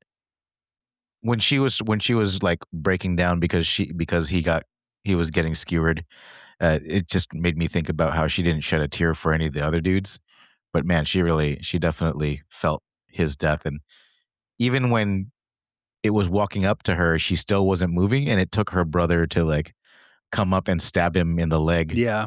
For her to realize I got to haul ass, and as soon as the predator turned around, she was already gone. Man. But yeah, the final battle, we see some women come home on horseback, or is it some women or some really young dudes? But it looks like they break the news that a bunch of the Braves died, and Tabe died too. I didn't understand what they were carrying in that sack, but Naru's mom was definitely mad and sad. Yeah, she definitely, whatever was in there was like something that, it seemed like it was something that was like, that's what they bring back when something happens. Yeah. But Naru's cleaning herself off at the river, and she notices, I have fat French trapper, but big beard, you said? Yeah, big beard. Managed to survive, and she is not okay with that dude surviving. No. she I don't know. These guys are the worst hunters or trappers, I guess, because he does not hear a thing. She walks right up to him and just clocks him and uses him and knocks him out.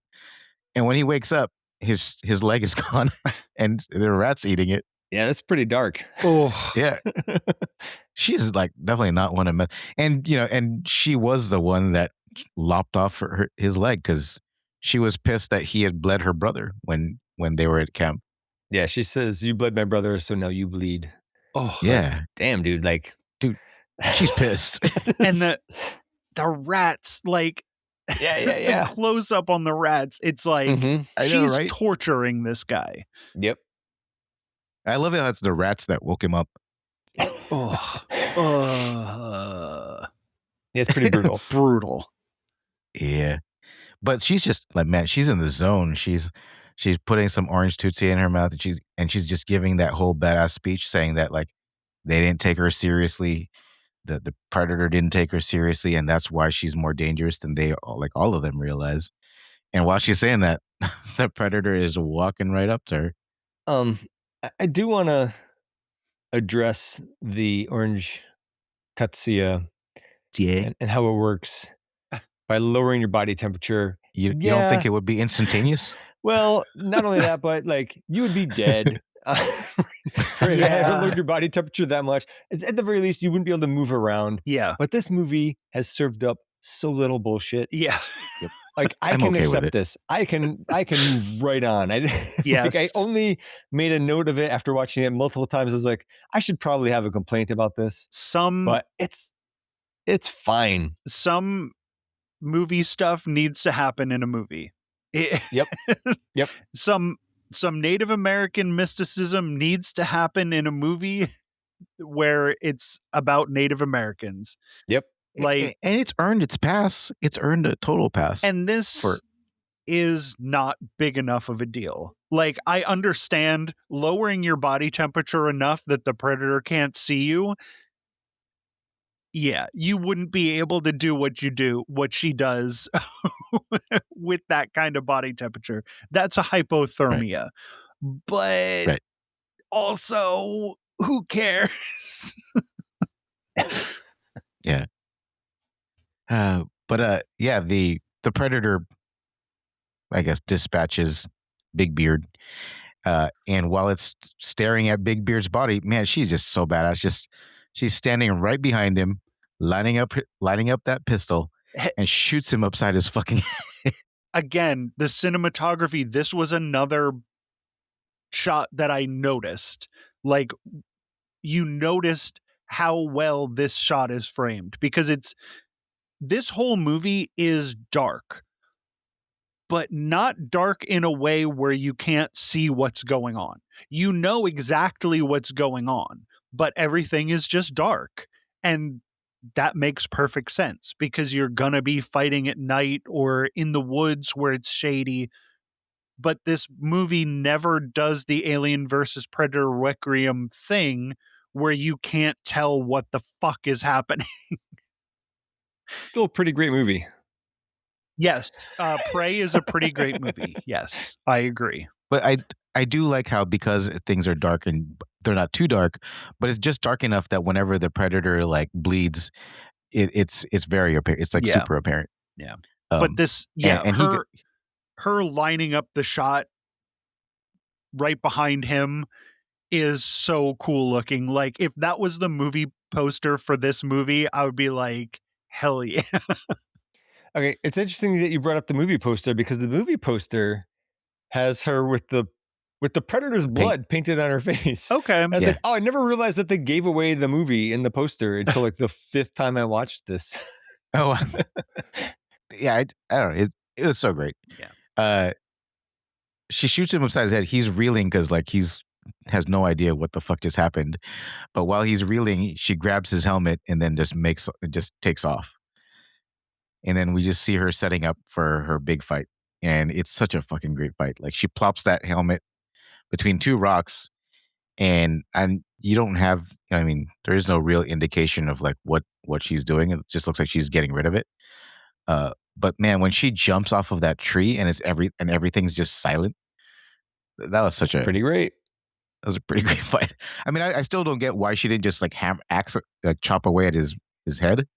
But I mean, maybe he has a thick skull and it wouldn't have been as useful. But Well, she I don't know, just that fight shot was him. just awesome. She just shot him in the head, and it Yeah. didn't kill him. So I guess she That's true. figured she needed more than what she currently was able to do. And I love that they didn't overdo the slow motion when she was jumping off of that branch. Yeah. But it's just like, I just loved how quiet, how like it just silent, stealthy it was. And man, she just, from there, she just runs to like a group of like, so like a group of specific trees. And then she does that backflip knowing that the predator was going to jump onto the spikes. And man, she just like owns the, like, she's very strategic, and she's very like, it's just such an awesome fight. I loved when she forced him to use his shield to chop off his own Yes. goddamn arm. Yeah. Fuck. I watched that like 12 times. I was It's, like, Yeah. whoa. it's the fight with Dutch, except with someone who knows every inch of the area that she's in. Right. Like, Right. and you also knew where she was because there was that group of Rocks. like entangled bushes or whatever that she pulled herself out of the quicksand earlier. And you're like, oh, I know where we are. Like, I know what she's gonna try to do. It's, yeah. She knows where she is. She knows exactly what's around her. And she learned. She learned from a mistake that she made earlier in the movie. And it again shows you and doesn't tell you. You know, and she along doesn't. those lines. Oh, go ahead. She doesn't say to her dog, "Oh, remember when we almost drowned here earlier?" Right. It's a good thing I remembered this was here. Yep. But along those lines, I think this is the most that any human has ever fought a predator.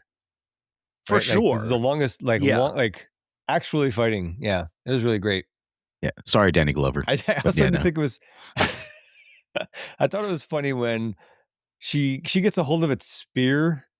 Yeah. For a little bit, and then she like goes to throw it and then accidentally like collapses it. Or whatever. That was kind of funny. I don't think it accidentally collapses. I think the predator did that. I think he collapsed it.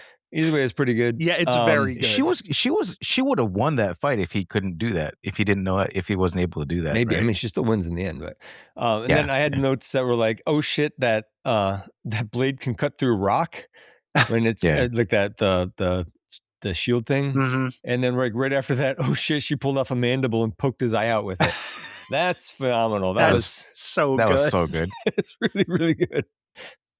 And then she just keeps at him, right? And like she just doesn't let up. And he's so obviously much bigger than she is.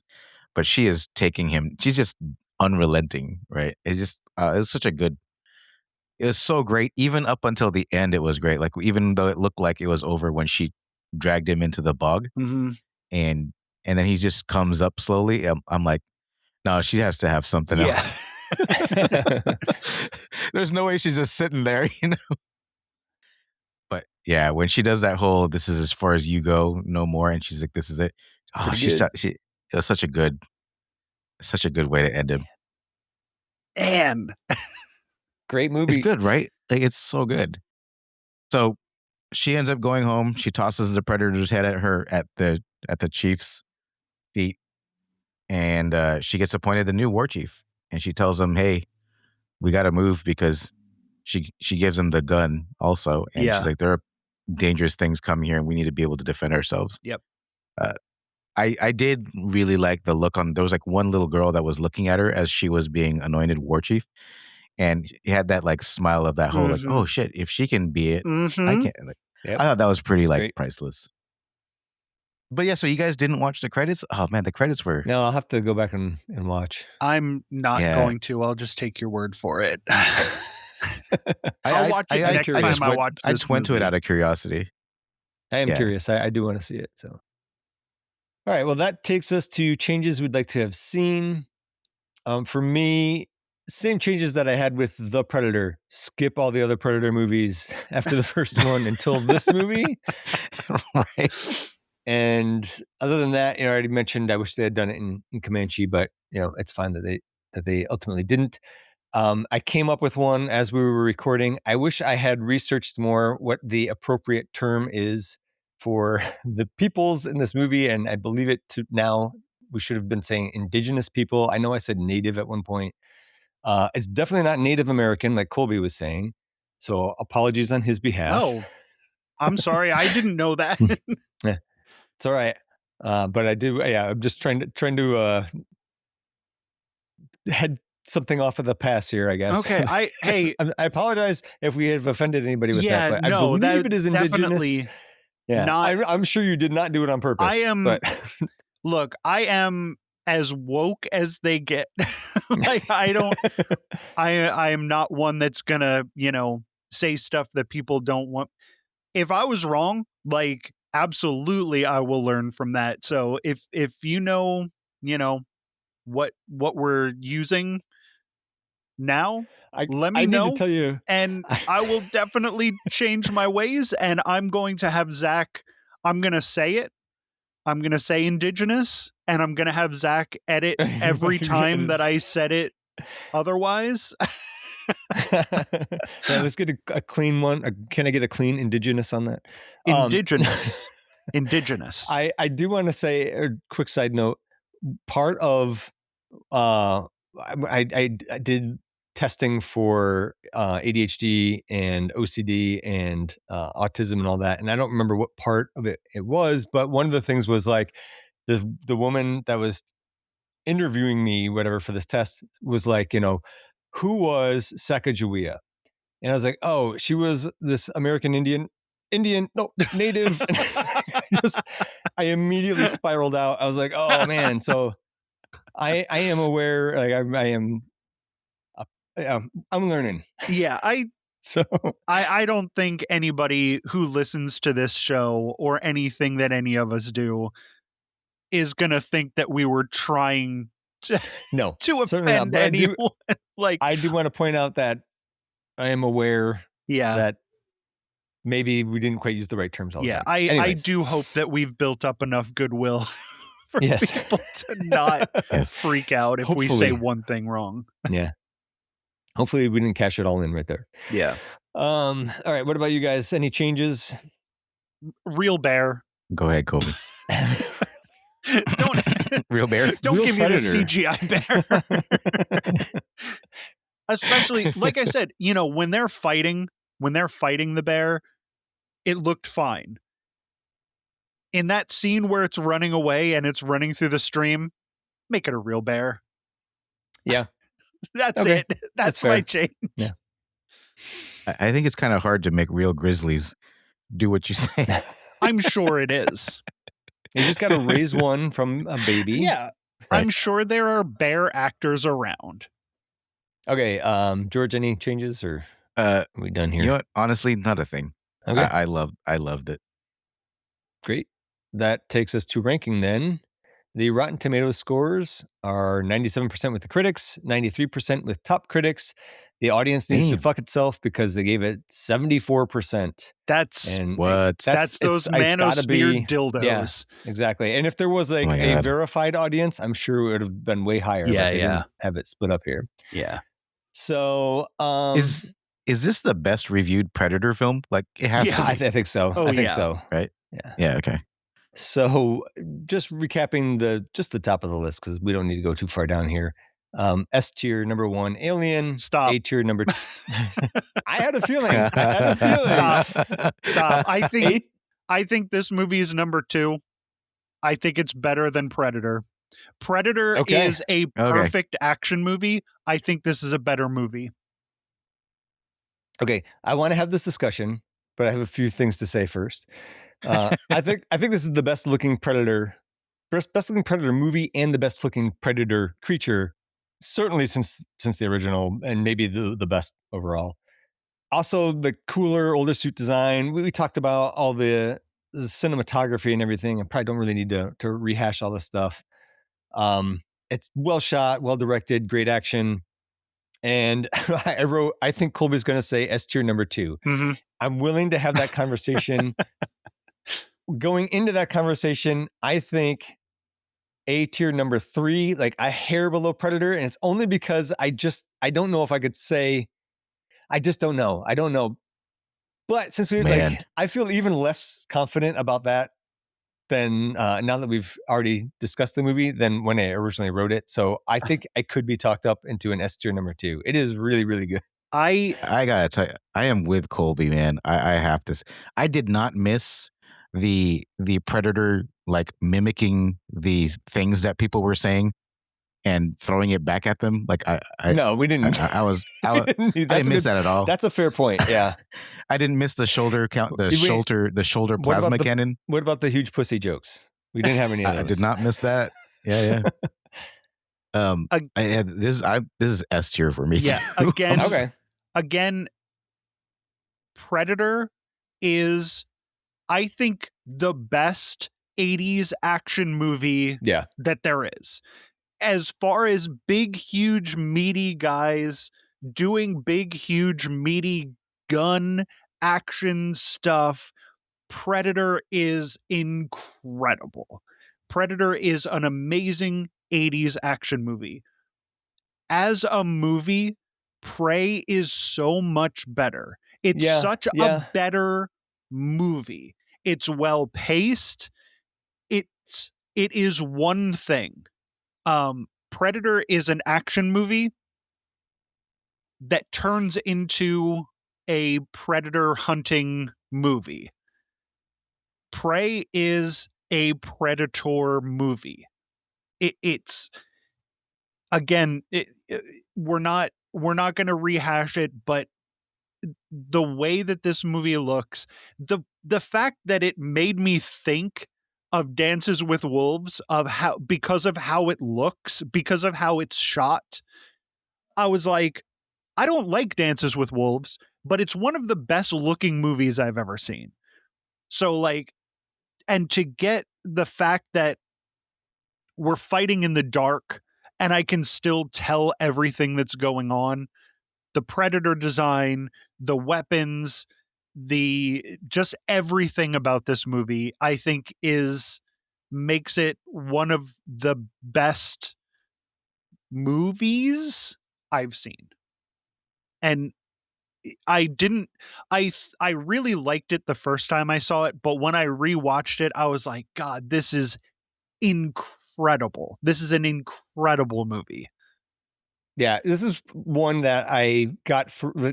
I can almost never get through an entire movie just due to how many things I have going on around me. But this is one where I just kept watching it and I kind of couldn't stop. So I have one more change I would like to have seen, and I wish I had just agreed with Colby off the top because instead S tier number 2.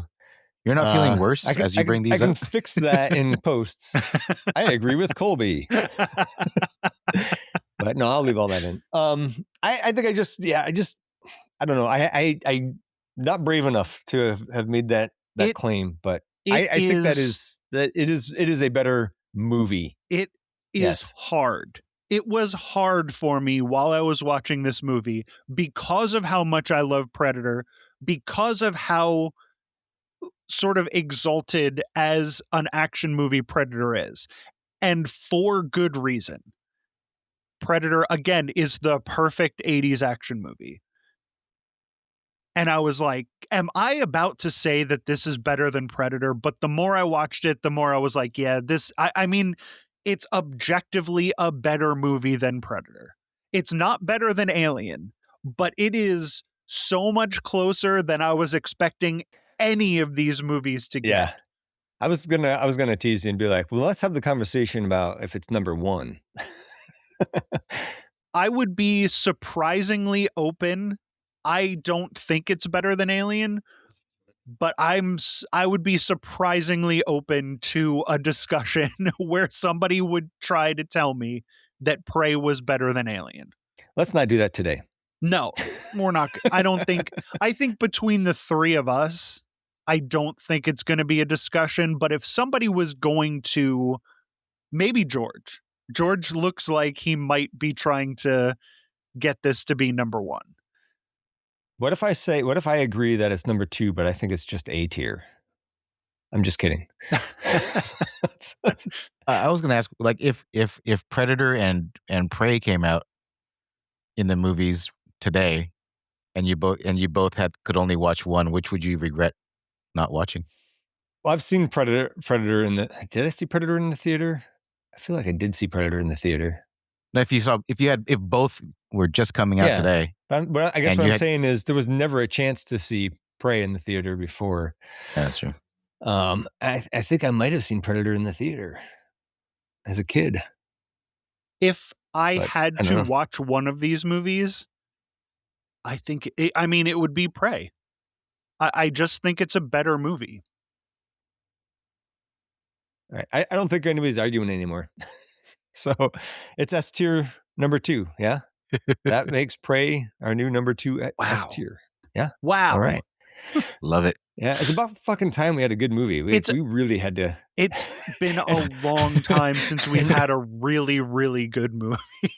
I was telling the George, Predator really dug us in there. Oh my God. I was telling George earlier that I just rewatched Romulus 2. It's not as good as Prey, but it's really, it's good. So at least, and then if I recall correctly, Badlands is also good. So Romulus, I had a lot of fun with. I think there's a lot of fun. Again, there's a lot. These alien movies get so much slack from me because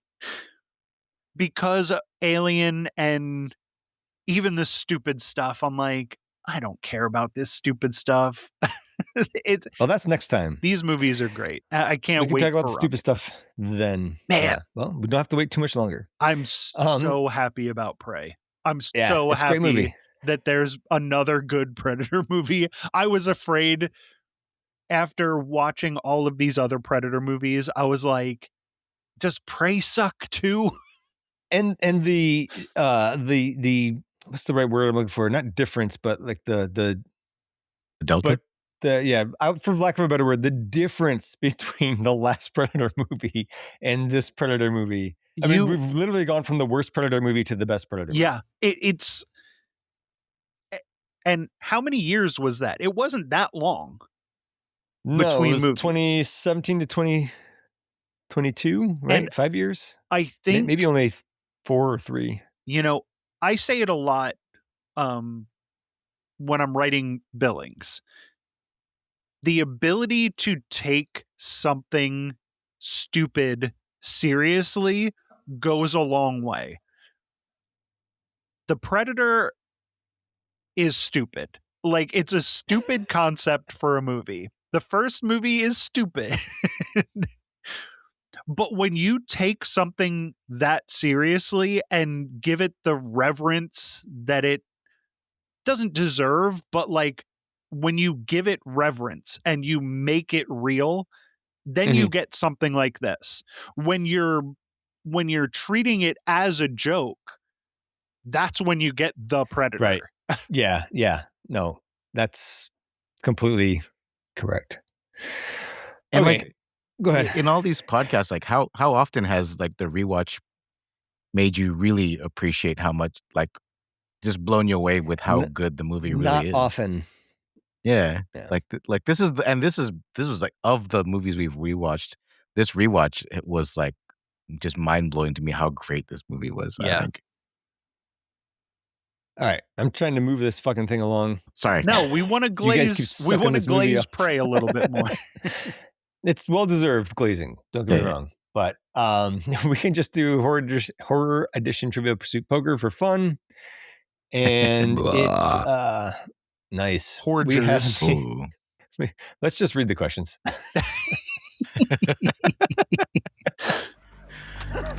You bled my brother. So now you bleed. Okay. You guys ready? I only got one. Okay, well, don't give it away.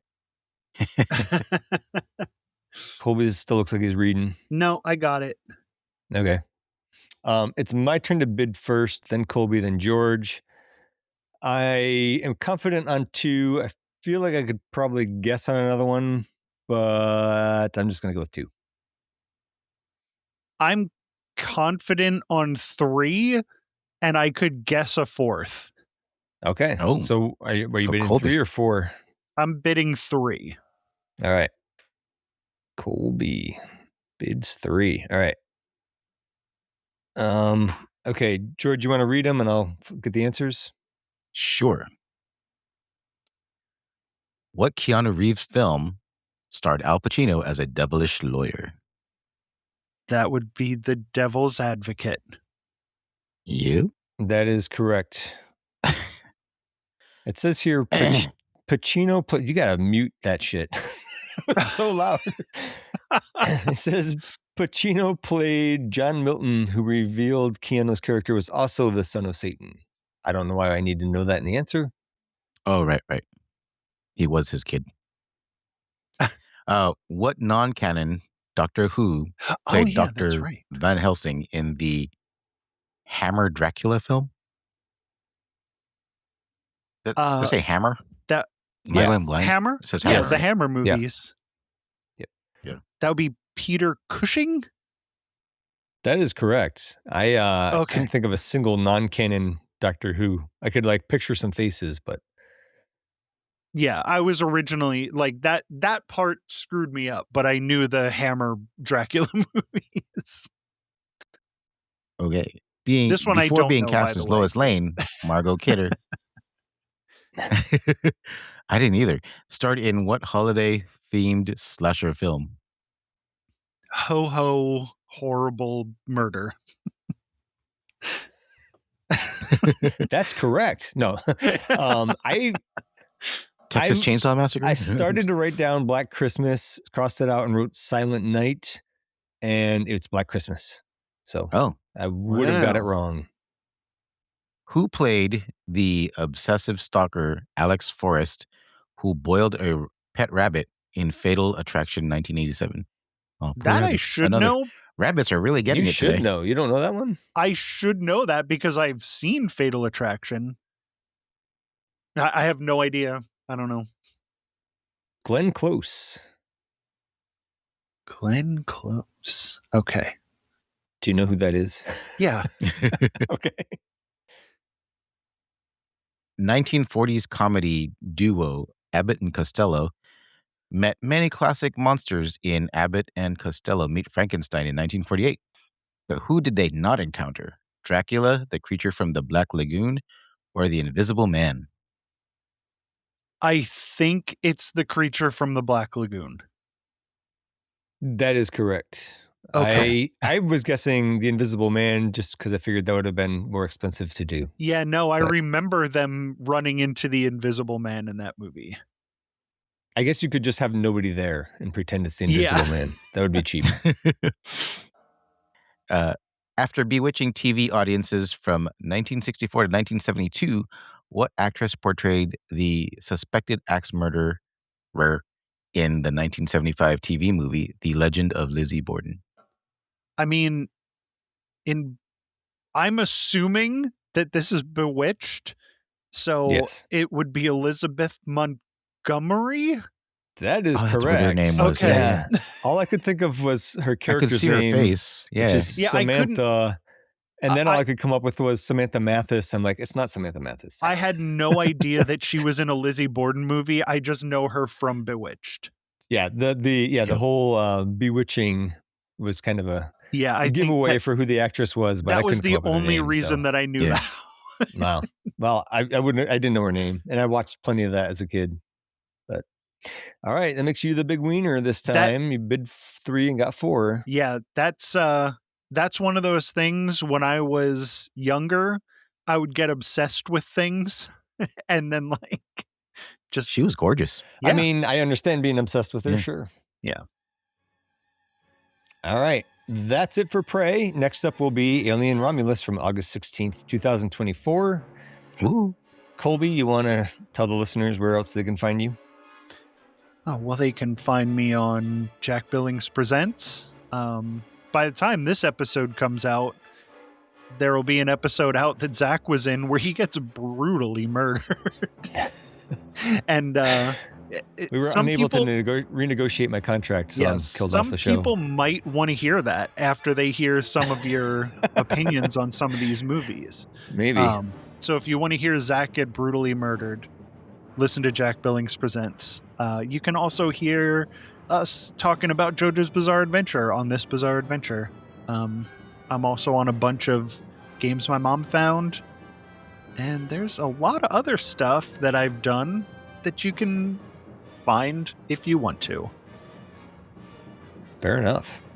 I'm apparently on Jack Billings Presents. I've been co-hosting Retro Game Club quite a bit, and maybe by the time this is out, the Conversations with Robbie Sherman episodes about Clayface, Batman the Animated Series, Clayface episodes are finally out. He keeps... Every day he's like, it'll be out tomorrow. I'm like, it's fine. I'm not in a hurry. But anyways, if you want to... Oh, sorry, George? Right here. All right. Faithful George, always right here. If you want to contact us, you can email us at absolutelythebestpodcast@gmail.com. You can join our Discord. There's a link in the show notes where we also have some links to our socials and a couple ways that you can help support the show. Please leave us a review and help us spread the word. Tell your friends, tell a buffalo, and tell a bear. Tell a CGI bear, maybe. Thank you for listening, and have a great day. Bye. And don't worry, Zach's going to edit out George sucking on whatever he's sucking on. Yeah. Sorry. It was hurting. My throat was aching. I'm hoping that Riverside does a lot of heavy lifting there. Absolutely the Best Podcast is a production of Audio Johnny, a subsidy of Corporation Johnny. Corporation Johnny. If it exists, we own it.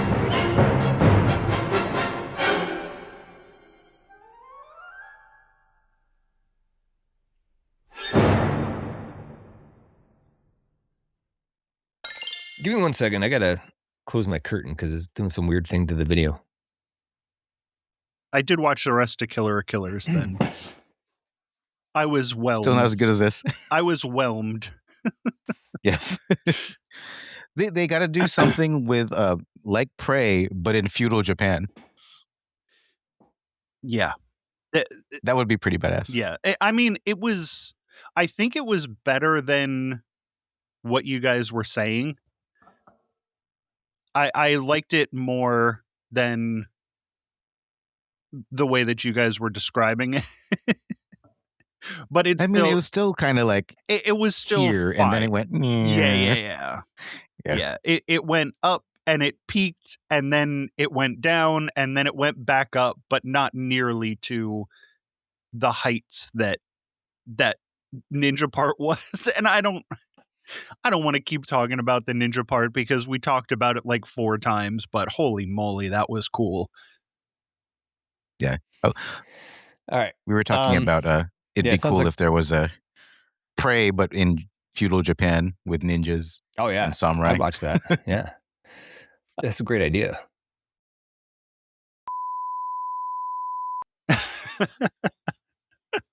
We don't have really an after show thing anymore because we're done with whatchamacallit. I did want to bring up. This is next week, right? Romulus is next week. Yeah. No. In 2 weeks we'll record. Like two weeks from tomorrow we'll record. Yeah, I'll be in Hawaii next week. Nice. But anyways, so on one of the Alien Covenant clips that I posted online, I think I was complaining about, just complaining about like, what was different about the creatures or whatever, something like that. And somebody named Guinevere Black on Instagram said, "Oh, they're not xenomorphs, they're protomorphs, sometimes called praetomorphs, and they're proto chestbursters and proto face huggers." And I was like, what? And so instead of just like reacting, I Googled that, and that person is correct. And I'm like, she's like, how are you supposed to know that from the movie? And so I got into a conversation. Somebody else said something similar somewhere else too, I think. And I started getting conversations with people about it, and they're like, yeah, it's dumb. Like, I don't know why.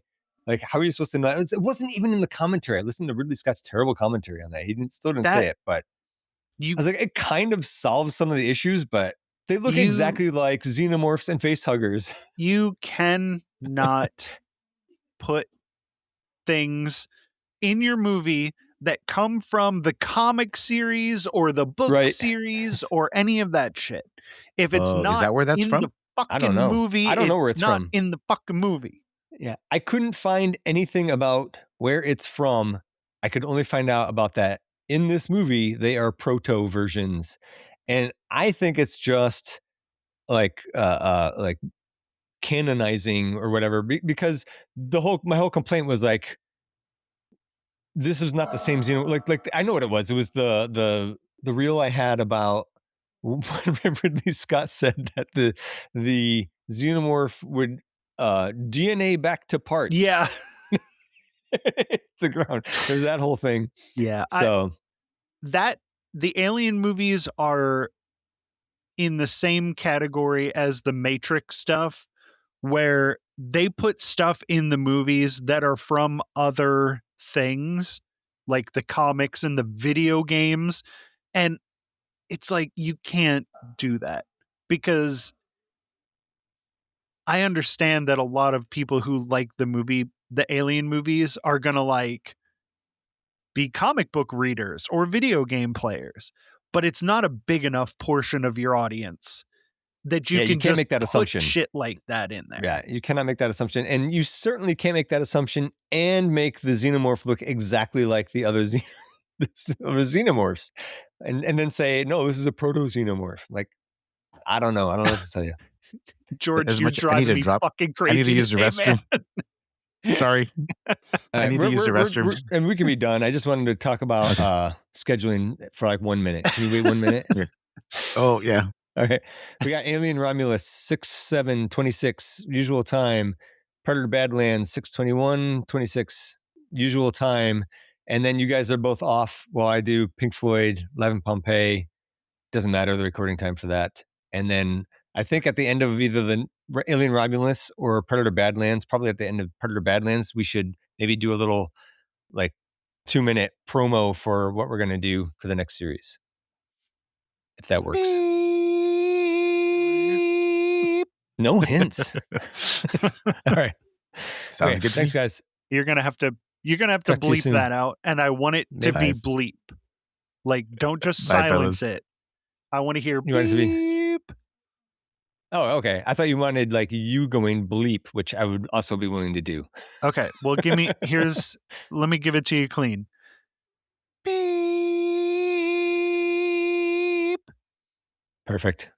I will use it. Okay. I'll talk to you later. All right, bye. Bye. Hello. Hello. What's happening? Can you hear me okay? Yeah. Good. Do you hear me? Yes, I do hear you. I have not had a chance to watch this yet, but something popped into my feed that reminded me of the last time we recorded. You're talking about a movie other than Prey, right? Yes. But it's just a YouTube video. M5 Mac Mini leaked. The $699 WWDC trap.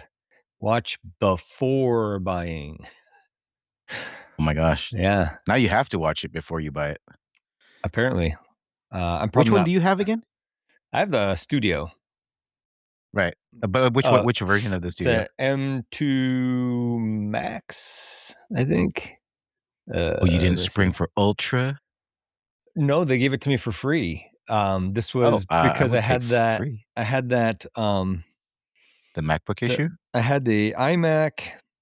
It was the last 5K iMac that they made. And I kept paying, I had it for like 5 years and I kept paying the Apple Care on it. Mhm. And it started having like these graphical glitches, and they replaced every component on that thing. Like, I don't know why, but it kept having this problem. And I had done like a reinstall. The only way I could get it to not do the glitches is if I did a safe mode start.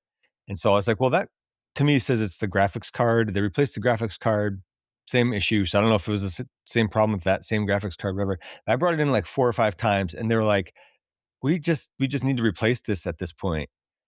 And their replacement policy is equal or better specifications, right? And their newest iMac is smaller and has less RAM and not enough. So, like I had the 8 terabyte SSD, right? It was pretty much top of the line iMac at the time. I don't think I'd quite gone all the way on the graphics card, but anyways. So yeah, they had to give me like $7,000 worth of shit to replace a 5-year-old $5,000 machine. Jeez. So they gave me a studio display and the Mac Studio, and it had to be the Max, the M2 Max, because that was the only one that they could put enough RAM in to match the specs that I had. Was it the RAM? No, it wasn't. Damn, that. that's nice. I forget. I don't think That it is was the pretty sweet. Max. I don't think it was because of the RAM, because I had bought it with like the base RAM and the iMac and then upgraded it myself. But I don't know, whatever. For whatever reason, they gave me the Max. But it was like a $2,500 monitor and a $4,500 machine. And so I was like, totally worth the Apple Care. Right there. Like that pays for every Apple Care I've ever had in my entire life so far. Damn, you really came out ahead on that one. Shit. Yeah, that's not the first time that's happened either. I got when they did the first what was it? It was the Core Intel MacBook Pro, not the Core 2, but the Core. They kind of made like this whining noise, and I sent it in to get fixed, hoping that somehow they would fix it. I think it was just something wrong with that CPU architecture. And then they sent it back, and like it still had the problem, right? And then I'd send it in, and they'd send it back, and I was like, okay, I think it's better, but like the CD-ROM drive isn't working anymore. The DVD-ROM. It's like, okay, so I sent it in again and sent it back. I'm like, okay, now, and like something, like the eyesight camera wasn't working. Like they kept forgetting to like reconnect things, and eventually I got a call, and this guy was like, look, I had problems with the black iBook too, or I guess that was the MacBook, right? The polycarbonate black. Something was going on with that too. So I wrote a letter to Steve Jobs, and I was like, look, if I wasn't already 10 years into being a Mac guy, this would have turned me off. I was like, I'm having all these issues, right? And I get a call from this Steve. dude. I wish it was Steve, but he's like, look, Steve Jobs wanted me to call you. I'm like, really? But I don't know if Steve Jobs ever actually read that letter, but he was like, look, he told me to take care of this personally. And then so they had already come out with the next MacBook, or was it called the MacBook at that point? I think it was, because they changed it from being the PowerBook because they weren't using the PowerPC CPUs anymore, right? So anyways, they gave me the next generation of MacBook that had the Core 2 Duo in it. Oh, damn. And then it matched the specs. And actually, at one point, they were like, they sent me this thing. I was like, actually, the one I have has twice the video RAM, so you got to give me the next one up. And the guy's like, you're right. Like, he was so annoyed with me. He was so annoyed. But I got Steve told you to take care of me. Yeah, I got a free upgrade on that one, and they fast tracked fixing my my other laptop. So I've made out like a bandit with Apple Care, so I always buy it. I'm like, I will never be in a loss at this point. Yeah, I've been doing that with the Vision Pro, especially. I think I'm definitely going to keep Apple Care on the Vision Pro. Are you on the Apple One thing where you have multiple devices on Apple Care? Not all of them. Hang on a second. I got to reply to Colby. He's like, we're recording today, right? Yeah, right now. As a matter of fact, I'm curious to see. There's no way he doesn't like it, right? So I think he's gonna watch him say he fucking hated it. That's fine. I will argue with him, and hopefully we can win in Trivial Pursuit. But I think that he thinks. I think he's gonna say it's better than Predator. That's my guess. Yes, and I am not convinced that it isn't. I'll say that. I feel a little bit like it can't be, right? But I don't know. But he would have to talk me up. We'll see. I mean, I definitely have my. I guess I'm gonna bide my time for when. That's fine. For the ultimate ranking. I also watched Romulus and finished that up today. That's really good So too. you ended up liking Romulus, huh? Yeah, I liked it in the theater. I was a little bit like, what the hell happened at the end of that movie? Yeah. But and then I remember not liking it so much when I rewatched it. And then, whoa, what's up, cool guy? Is it too bright in there for you? Or is your future that bright? My one of my cats got a hold of my glasses and I can't find them. And I didn't want to join the podcast without the having worst, right? something over my eyes, or Zach would It would have yell thrown at me me. off. Yeah. I would have I'd be like, turn off the video. We can't do this. Yeah. So I hate that because when I can't find my glasses, I have to actually put the Vision Pro on to find them. Which I look even dumber. Like I'm just like panicking, going, "Where the hell is it?" And I can't go outside with the Vision Pro on. You don't just ask your spouse to find them for you, like my wife does. Like, where'd you put it last? And I'm like, if I knew the answer to that question. No, That's funny. I have one cat who loves knocking shit off of my end table, and that's where I put my glasses. So it is sort of my fault. All right. Well, you looked super cool. Thanks. Now I'm distracted by that. I'll see if I can get through it. Good thing George is leading. And we're here today to review Top Gun. Highway to the danger zone. Danger zone. Let me get my Audacity going. Oh yeah, you get your backups going. I got mine going. And then I should have had my in. backup going while I was eating my grilled cheese sandwich. That would have been some good content. Ooh. Yeah, just tack that right on at the end, just for the true fans. Oh yeah, there it is. All right, let me put get going. Yeah, I'm ready to clap in when your Clean hands are free. My glasses. Yeah, I need to put my soup down. All right. All right. Soup is your soup down? Soup is down. Soup is down. Sweet. All right. On 3. 1, 2. Oh, Great. That was a perfect clap. It can only mean good things from here on out. Yes. Welcome back to Absolutely the Best Podcast, a work in progress. I am Zach, and with me today are my good friends, George and Michael. What's up? Hello.